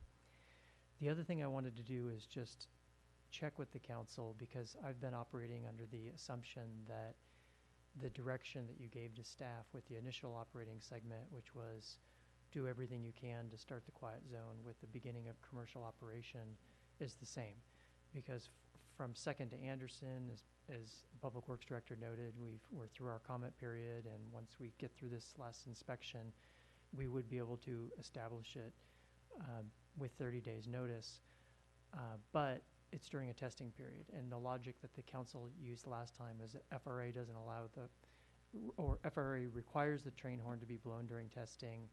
It's during a testing period. This is an area that the train hasn't been in for many, many decades, and it makes sense to not try to begin the quiet zone until commercial operation starts. But if so that was the logic that the council used last time, and we were able to time it with day one of commercial operations, which is what we're attempting to do now, unless we hear otherwise. Well, that's, speaking for just myself, that's my expectation. I think it's the community's expectation. The one thing, though, is hanging out there is Jacoby, and people don't necessarily hear the full message. That is, quiet zone is going to start when the operations begin, presumably the end of the year. And then we're going to be blowing the horn at Jacoby. So we're going to have to be prepared to respond to that complaint. So, anyway, just as long as we are. John, you looks like you have a question. I do, and it's not going to come as a surprise to anybody who's been watching this over the last 4 or 5 years that unless I'm missing something, I got to say I'm disappointed about this whole Jacoby thing, because when we were told by SMART, I want to say it was 2, 3, 4 years ago that they obtained the funding for Larkspur, and that they were going to take the next phase and start construction. One of the initial things that I brought up was, okay, great, what about the quiet zones? Because that's all we heard with the initial piece was, the complaints of we need these quiet zones in place, we need these quiet zones in place, and we had the issue with Novato having to go back and restart to take in the places in Silvera Ranch. So I made it very clear that all of these things needed to be taken care of, and it was under our purview, and we knew that Jacoby was, I guess, privately held. I don't know that Golden Gate Transit, I don't know how that's different than SMART owning it.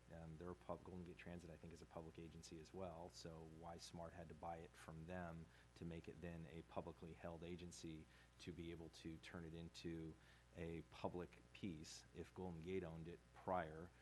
They didn't? You said that No, I SMART was- had to buy it from Golden Gate. Yes, but the part I was shaking my head no to is that if Golden Gate still owned it, we could still go through a process to turn it into a public crossing, but we'd have to make improvements to the crossing in order for that to happen. But the So you improvements were made to the crossing, were gonna be made. Till after Smart owned it. But, I mean, it doesn't, you're saying one of the things was that SMART had to buy it, but if SMART didn't have to buy it, we would still, our directive from our citizens were to make this a public thing so we can get the Golden quiet Gate zone. wasn't gonna make improvements to a property that they didn't need and was gonna sell. Okay, so if that was the case and we knew that 2 years ago, when did SMART take ownership of this? I don't remember the exact date. It was last year sometime. So, once SMART owned it, and once SMART started building it at the same time they're building the rest of the Larkspur extension, why is it that we weren't doing this single quiet zone thing a year ago? Yeah, the answer to the first question, I guess, Golden Gate Transit, if we had started negotiations with Golden Gate Transit, we would then have had to go back and start negotiations with SMART. Well, that's fine, but I Once they mean, own the property. but so that's fine. There's specific requirements for a public crossing, the width of the crossing, several other things that have to be put in place in order for it to actually qualify as a public crossing. And those things were put in place by SMART very recently. So, but the issue is that we've known about this for a while. They've had to redo all the crossings from Second to Anderson, and those have to be a specific width, have to be a specific thing. They were working on that part of the train tracks at the same time they're working at everything else. We were able to get the Anderson crossing, the Rice crossing, all of those included in this. And SMART owned this when they started doing the construction on this. So I'm at a loss. You know, I'll go back, but if you look at the actual crossing itself, all the other ones were public crossings. We constructed Anderson, obviously, but everything else was a public crossing. It was, built as, constructed as a public crossing. This is not. It's nothing. I know, but they took ownership of it. You'd saying a year ago. They were building it And under the direction that this was going to be a public crossing, and that we wanted to. No. Well, no, they took possession of it. We are the ones asking it to be a public crossing. They could care less if it's Right, a but we public asked for crossing or that. We sell asked it for more. that from the very beginning. I mean, Sure, we did. absolutely. Yeah. So they didn't do their updates to the track and do all these things under the condition that this wasn't going to be a public crossing and we weren't going to ask for a quiet zone, did they? No, they knew we were going to do a quiet zone, and they built it as a public crossing. Exactly. Within a year. We'll get the date for you, David, Councilmember, excuse but- me, let me interrupt you, sorry. Can you shed some light on this? It looked like you. Thank you, and I don't want to, add more confusion and with sort of detail, but just kind of to clarify a couple of aspects of the difference between Jacoby and the other crossings. So there's a couple of issues. One of them is the public versus private. The improvements in the crossings from basically the new depot to North Anderson Drive, so basically 2nd Street, 3rd Street, the new crossing on Francisco Boulevard, the reconfigured one, and Anderson Drive. They all take, from the quiet zone point of view, improvements that are at the level of what we call supplementary safety measures, SSMs.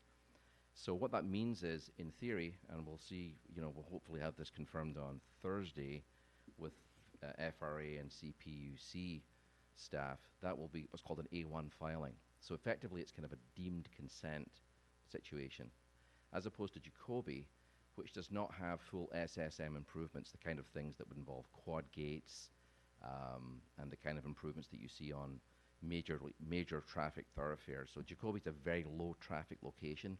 Typically the improvements that are made there are kind of at a minimum. wouldn't necessarily even qualify it for a quiet zone.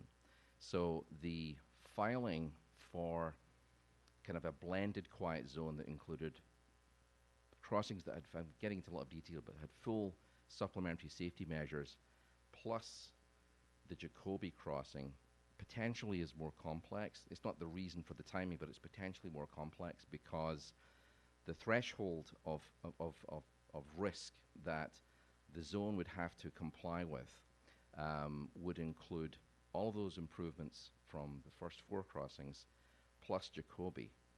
What we will have is effectively 4 crossings in the quiet zone that gets approved or gets established in time for the start of revenue service in December through an A1 filing, and then Jacoby as a standalone single crossing quiet zone, which is permissible, will effectively be approved on the basis of the standard analysis. There's a set of analytical risk tools that are employed. We did all of that that was all undertaken by staff and our self-supporting staff for the initial operating segment. So the initial operating segment was not an A1 filing. It wasn't a straightforward, here are all the improvements. And it's one of the differences.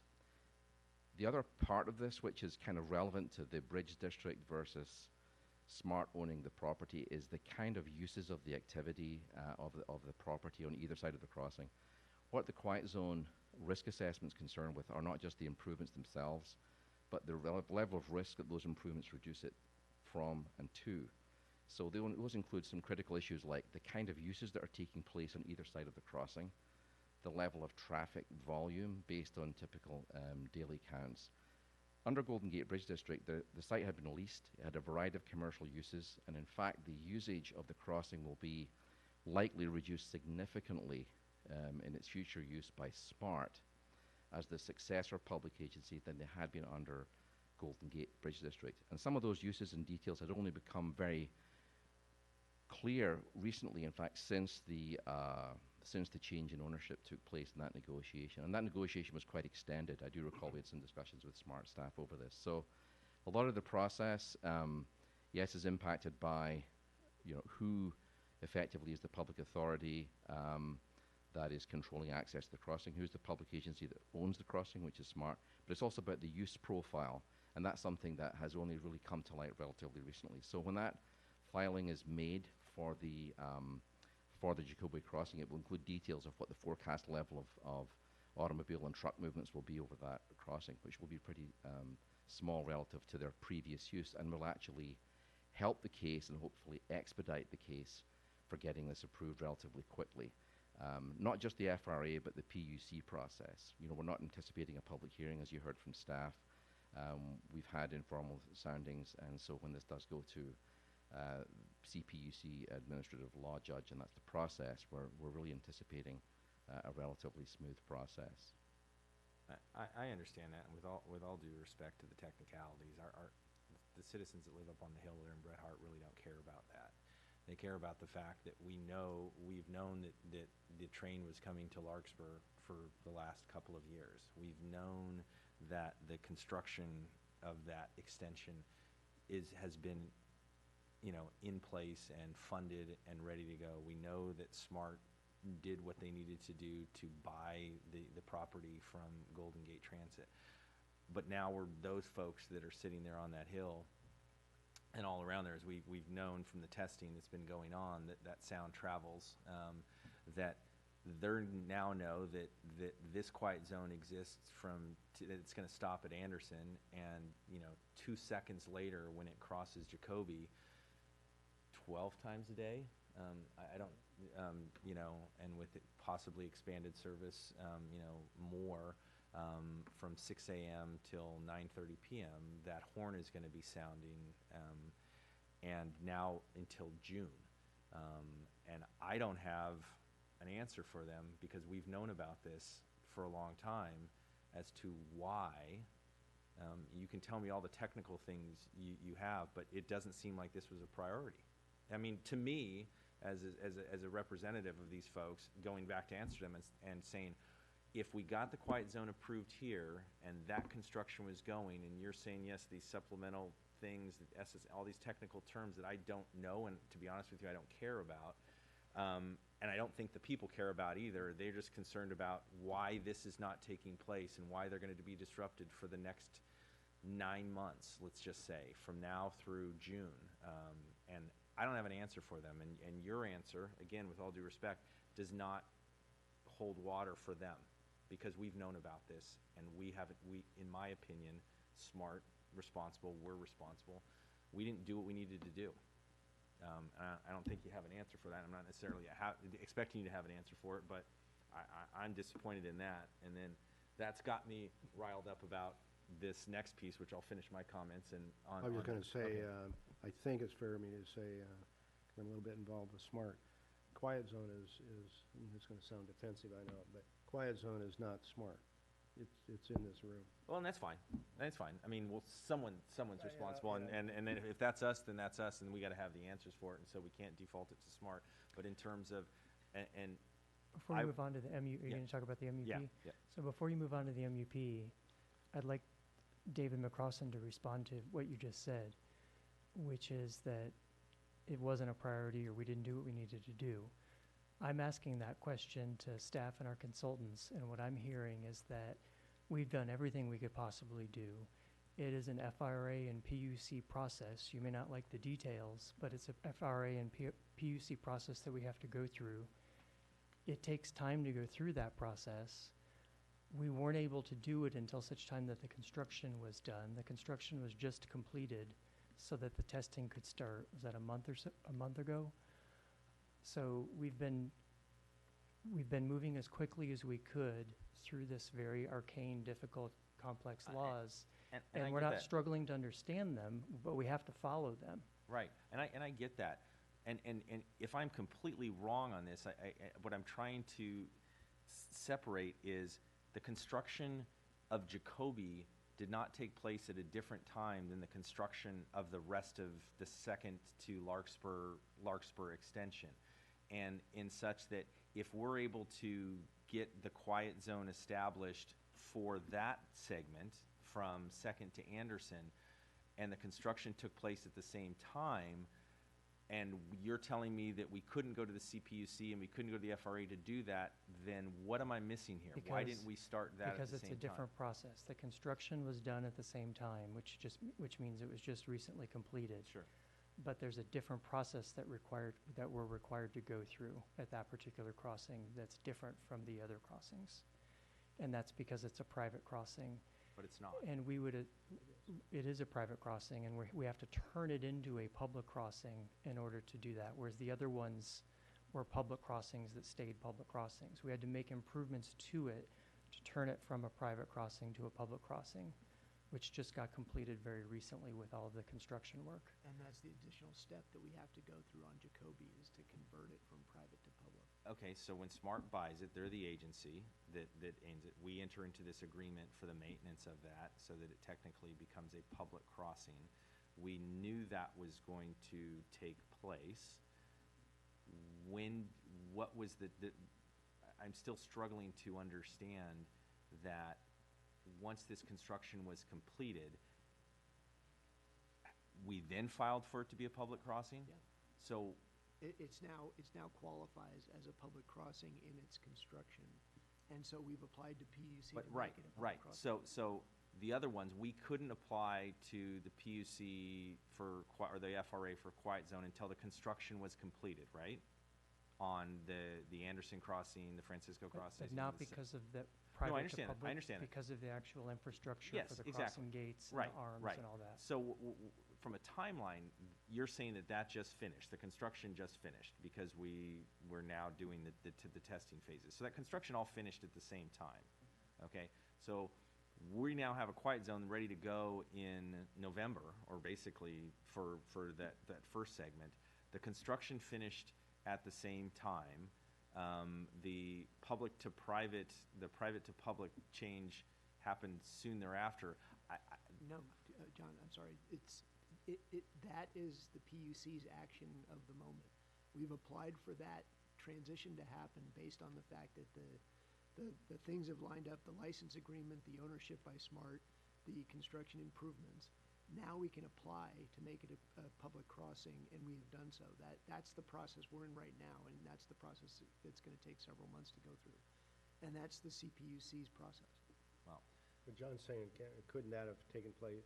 And no, that's what I'm 9 months saying, but ago it's saying, a year they're saying ago they're not, and I hear what you're saying, on that, but,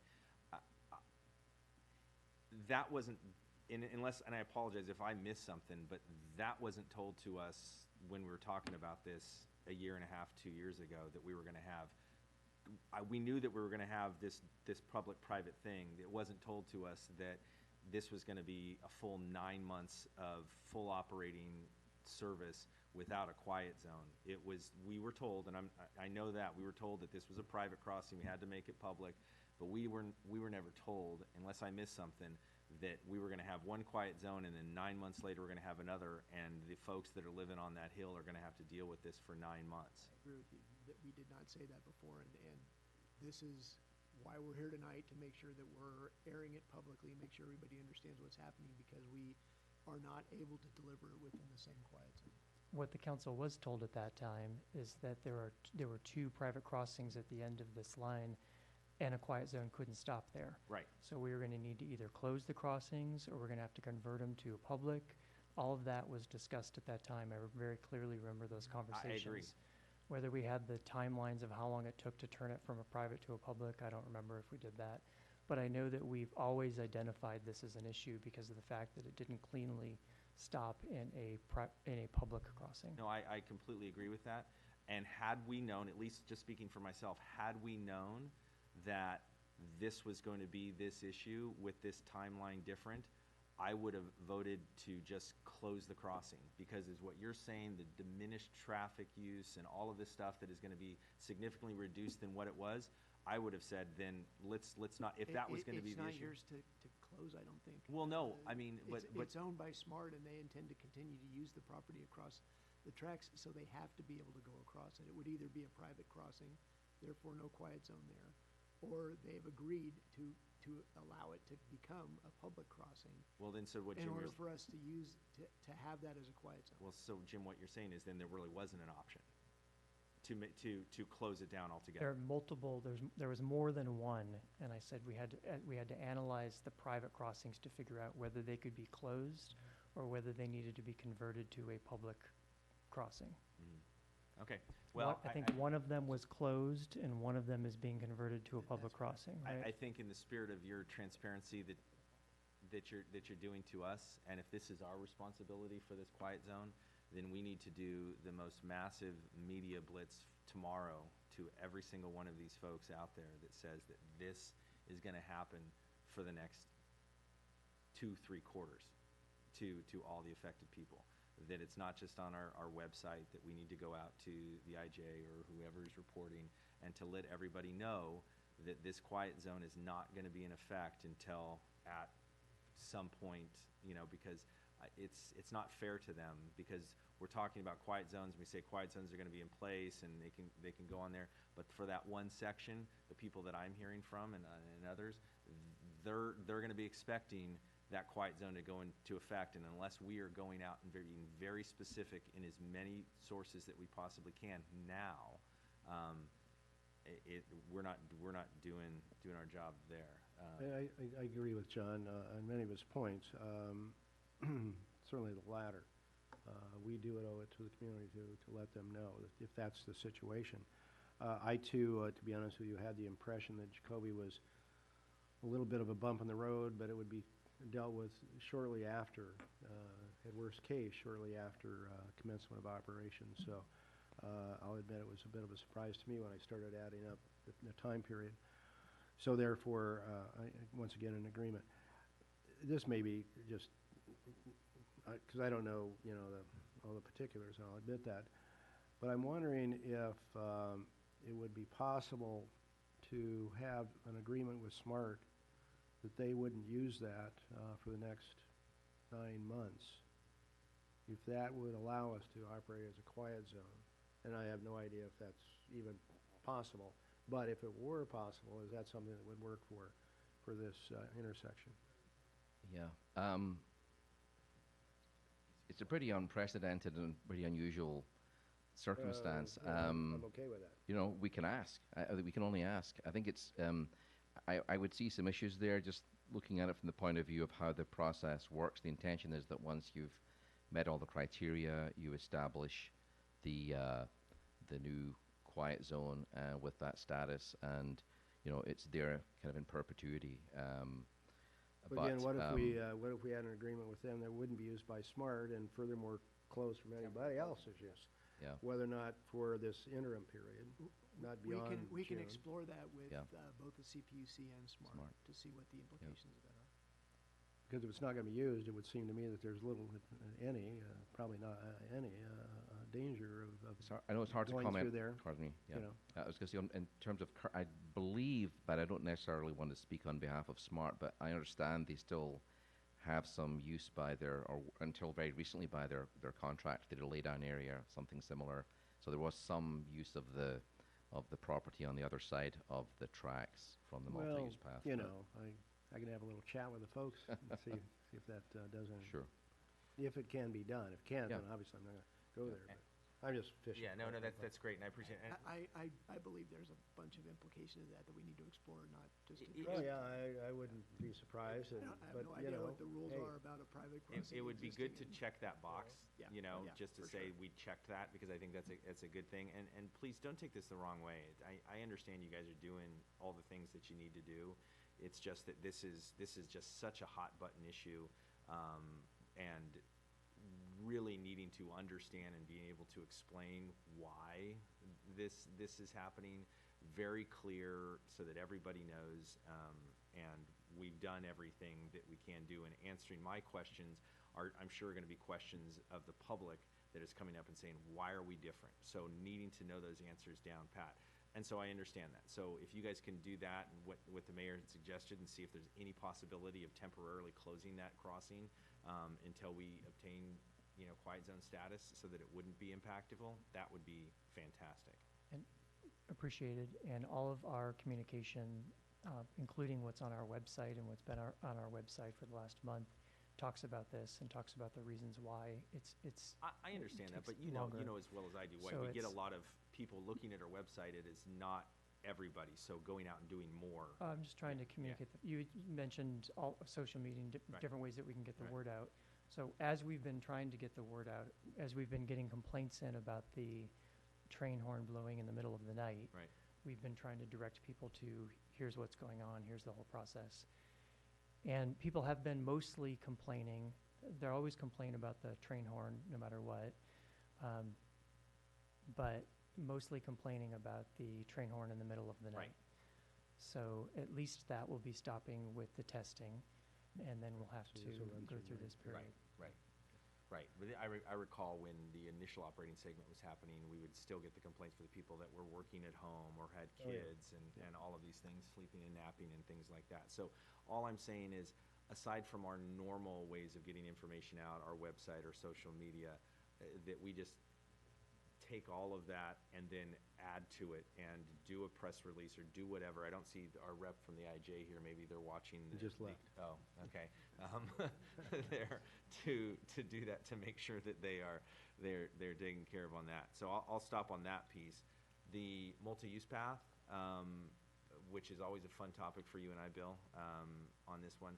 The 2.5 or 2.9 number that we have there for this 0.3 of a mile. I mean, I'm not a math wizard, but that's a lot per mile for that.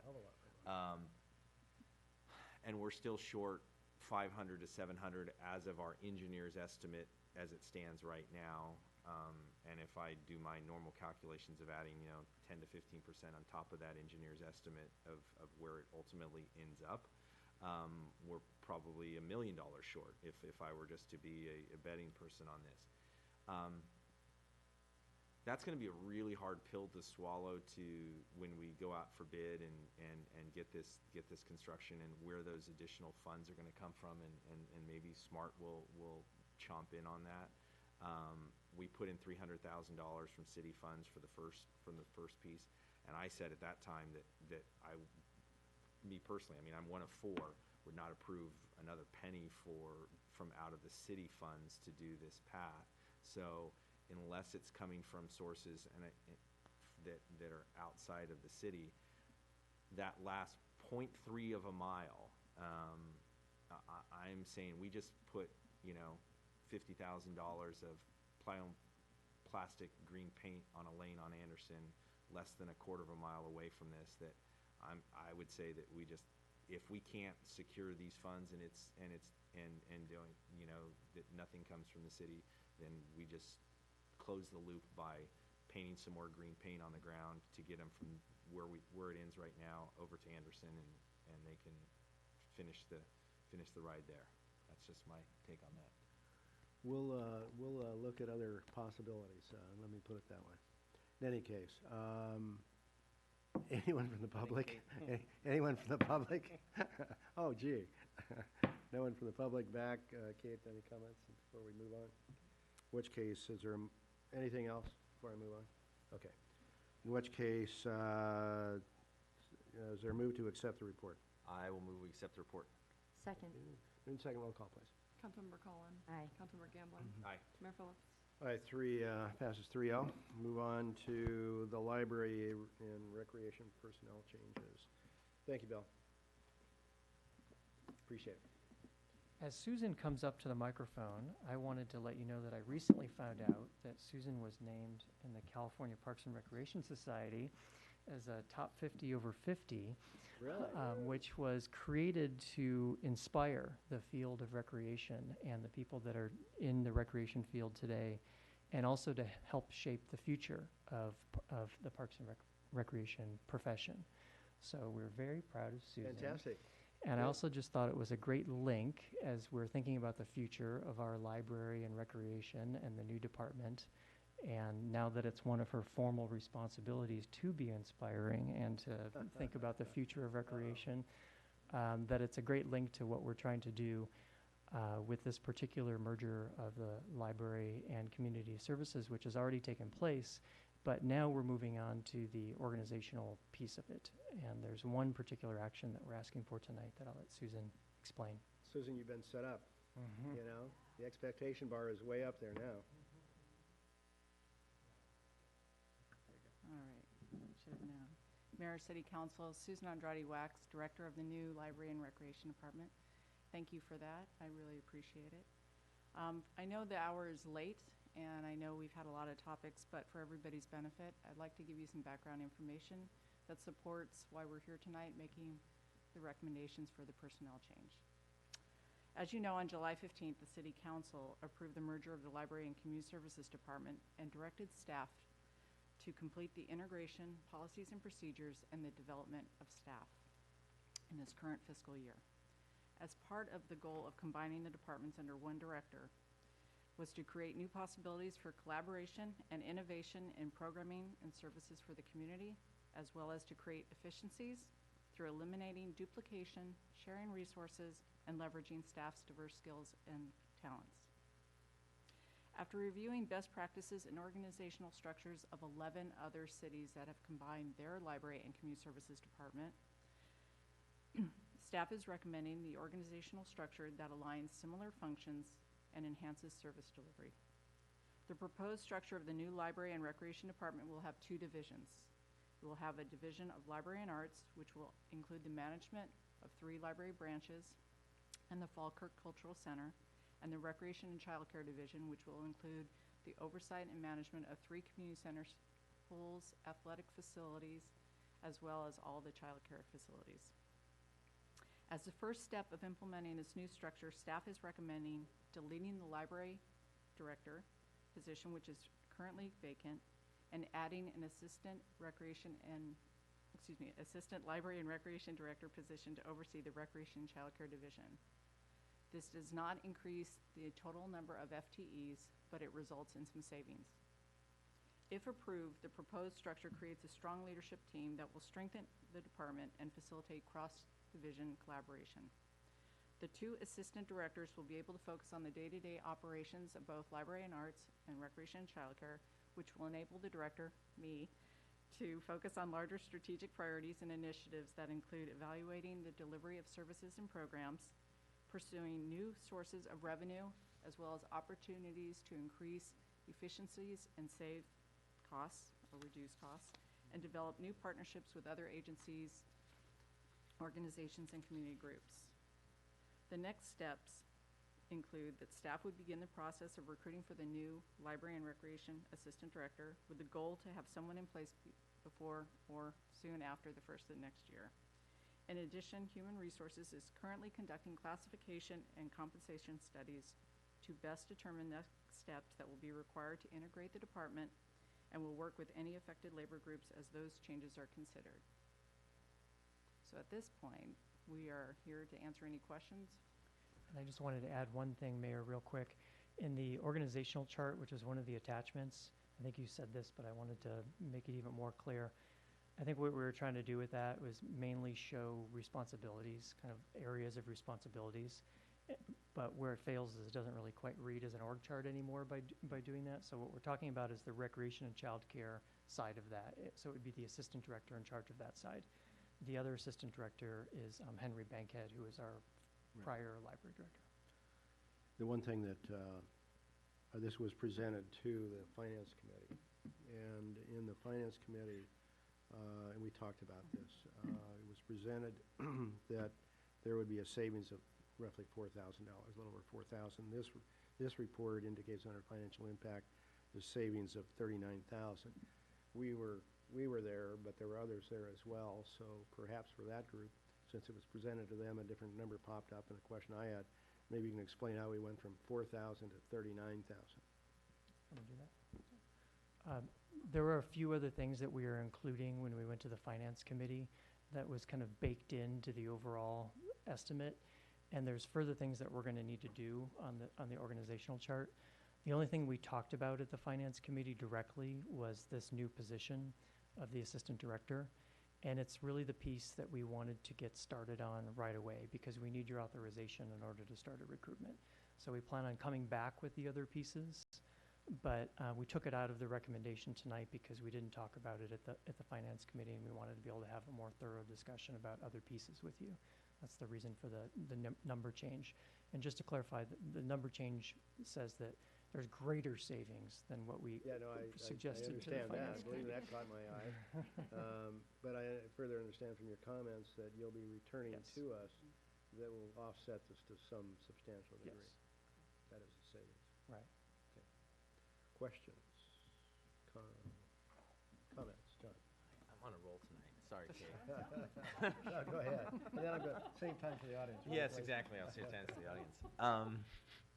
On our upcoming retreat, I don't know if it is included or not, or a planning session or whatever we want to call it, but in light of this and in previous presentations we've had, specifically regarding the future of what the library looks like, I think if it's not already included, I can't recall if it is. It's not included, by the way, so go ahead. Okay. That we would include that topic as we do this forward planning of what the city is offering in the terms of library and community services.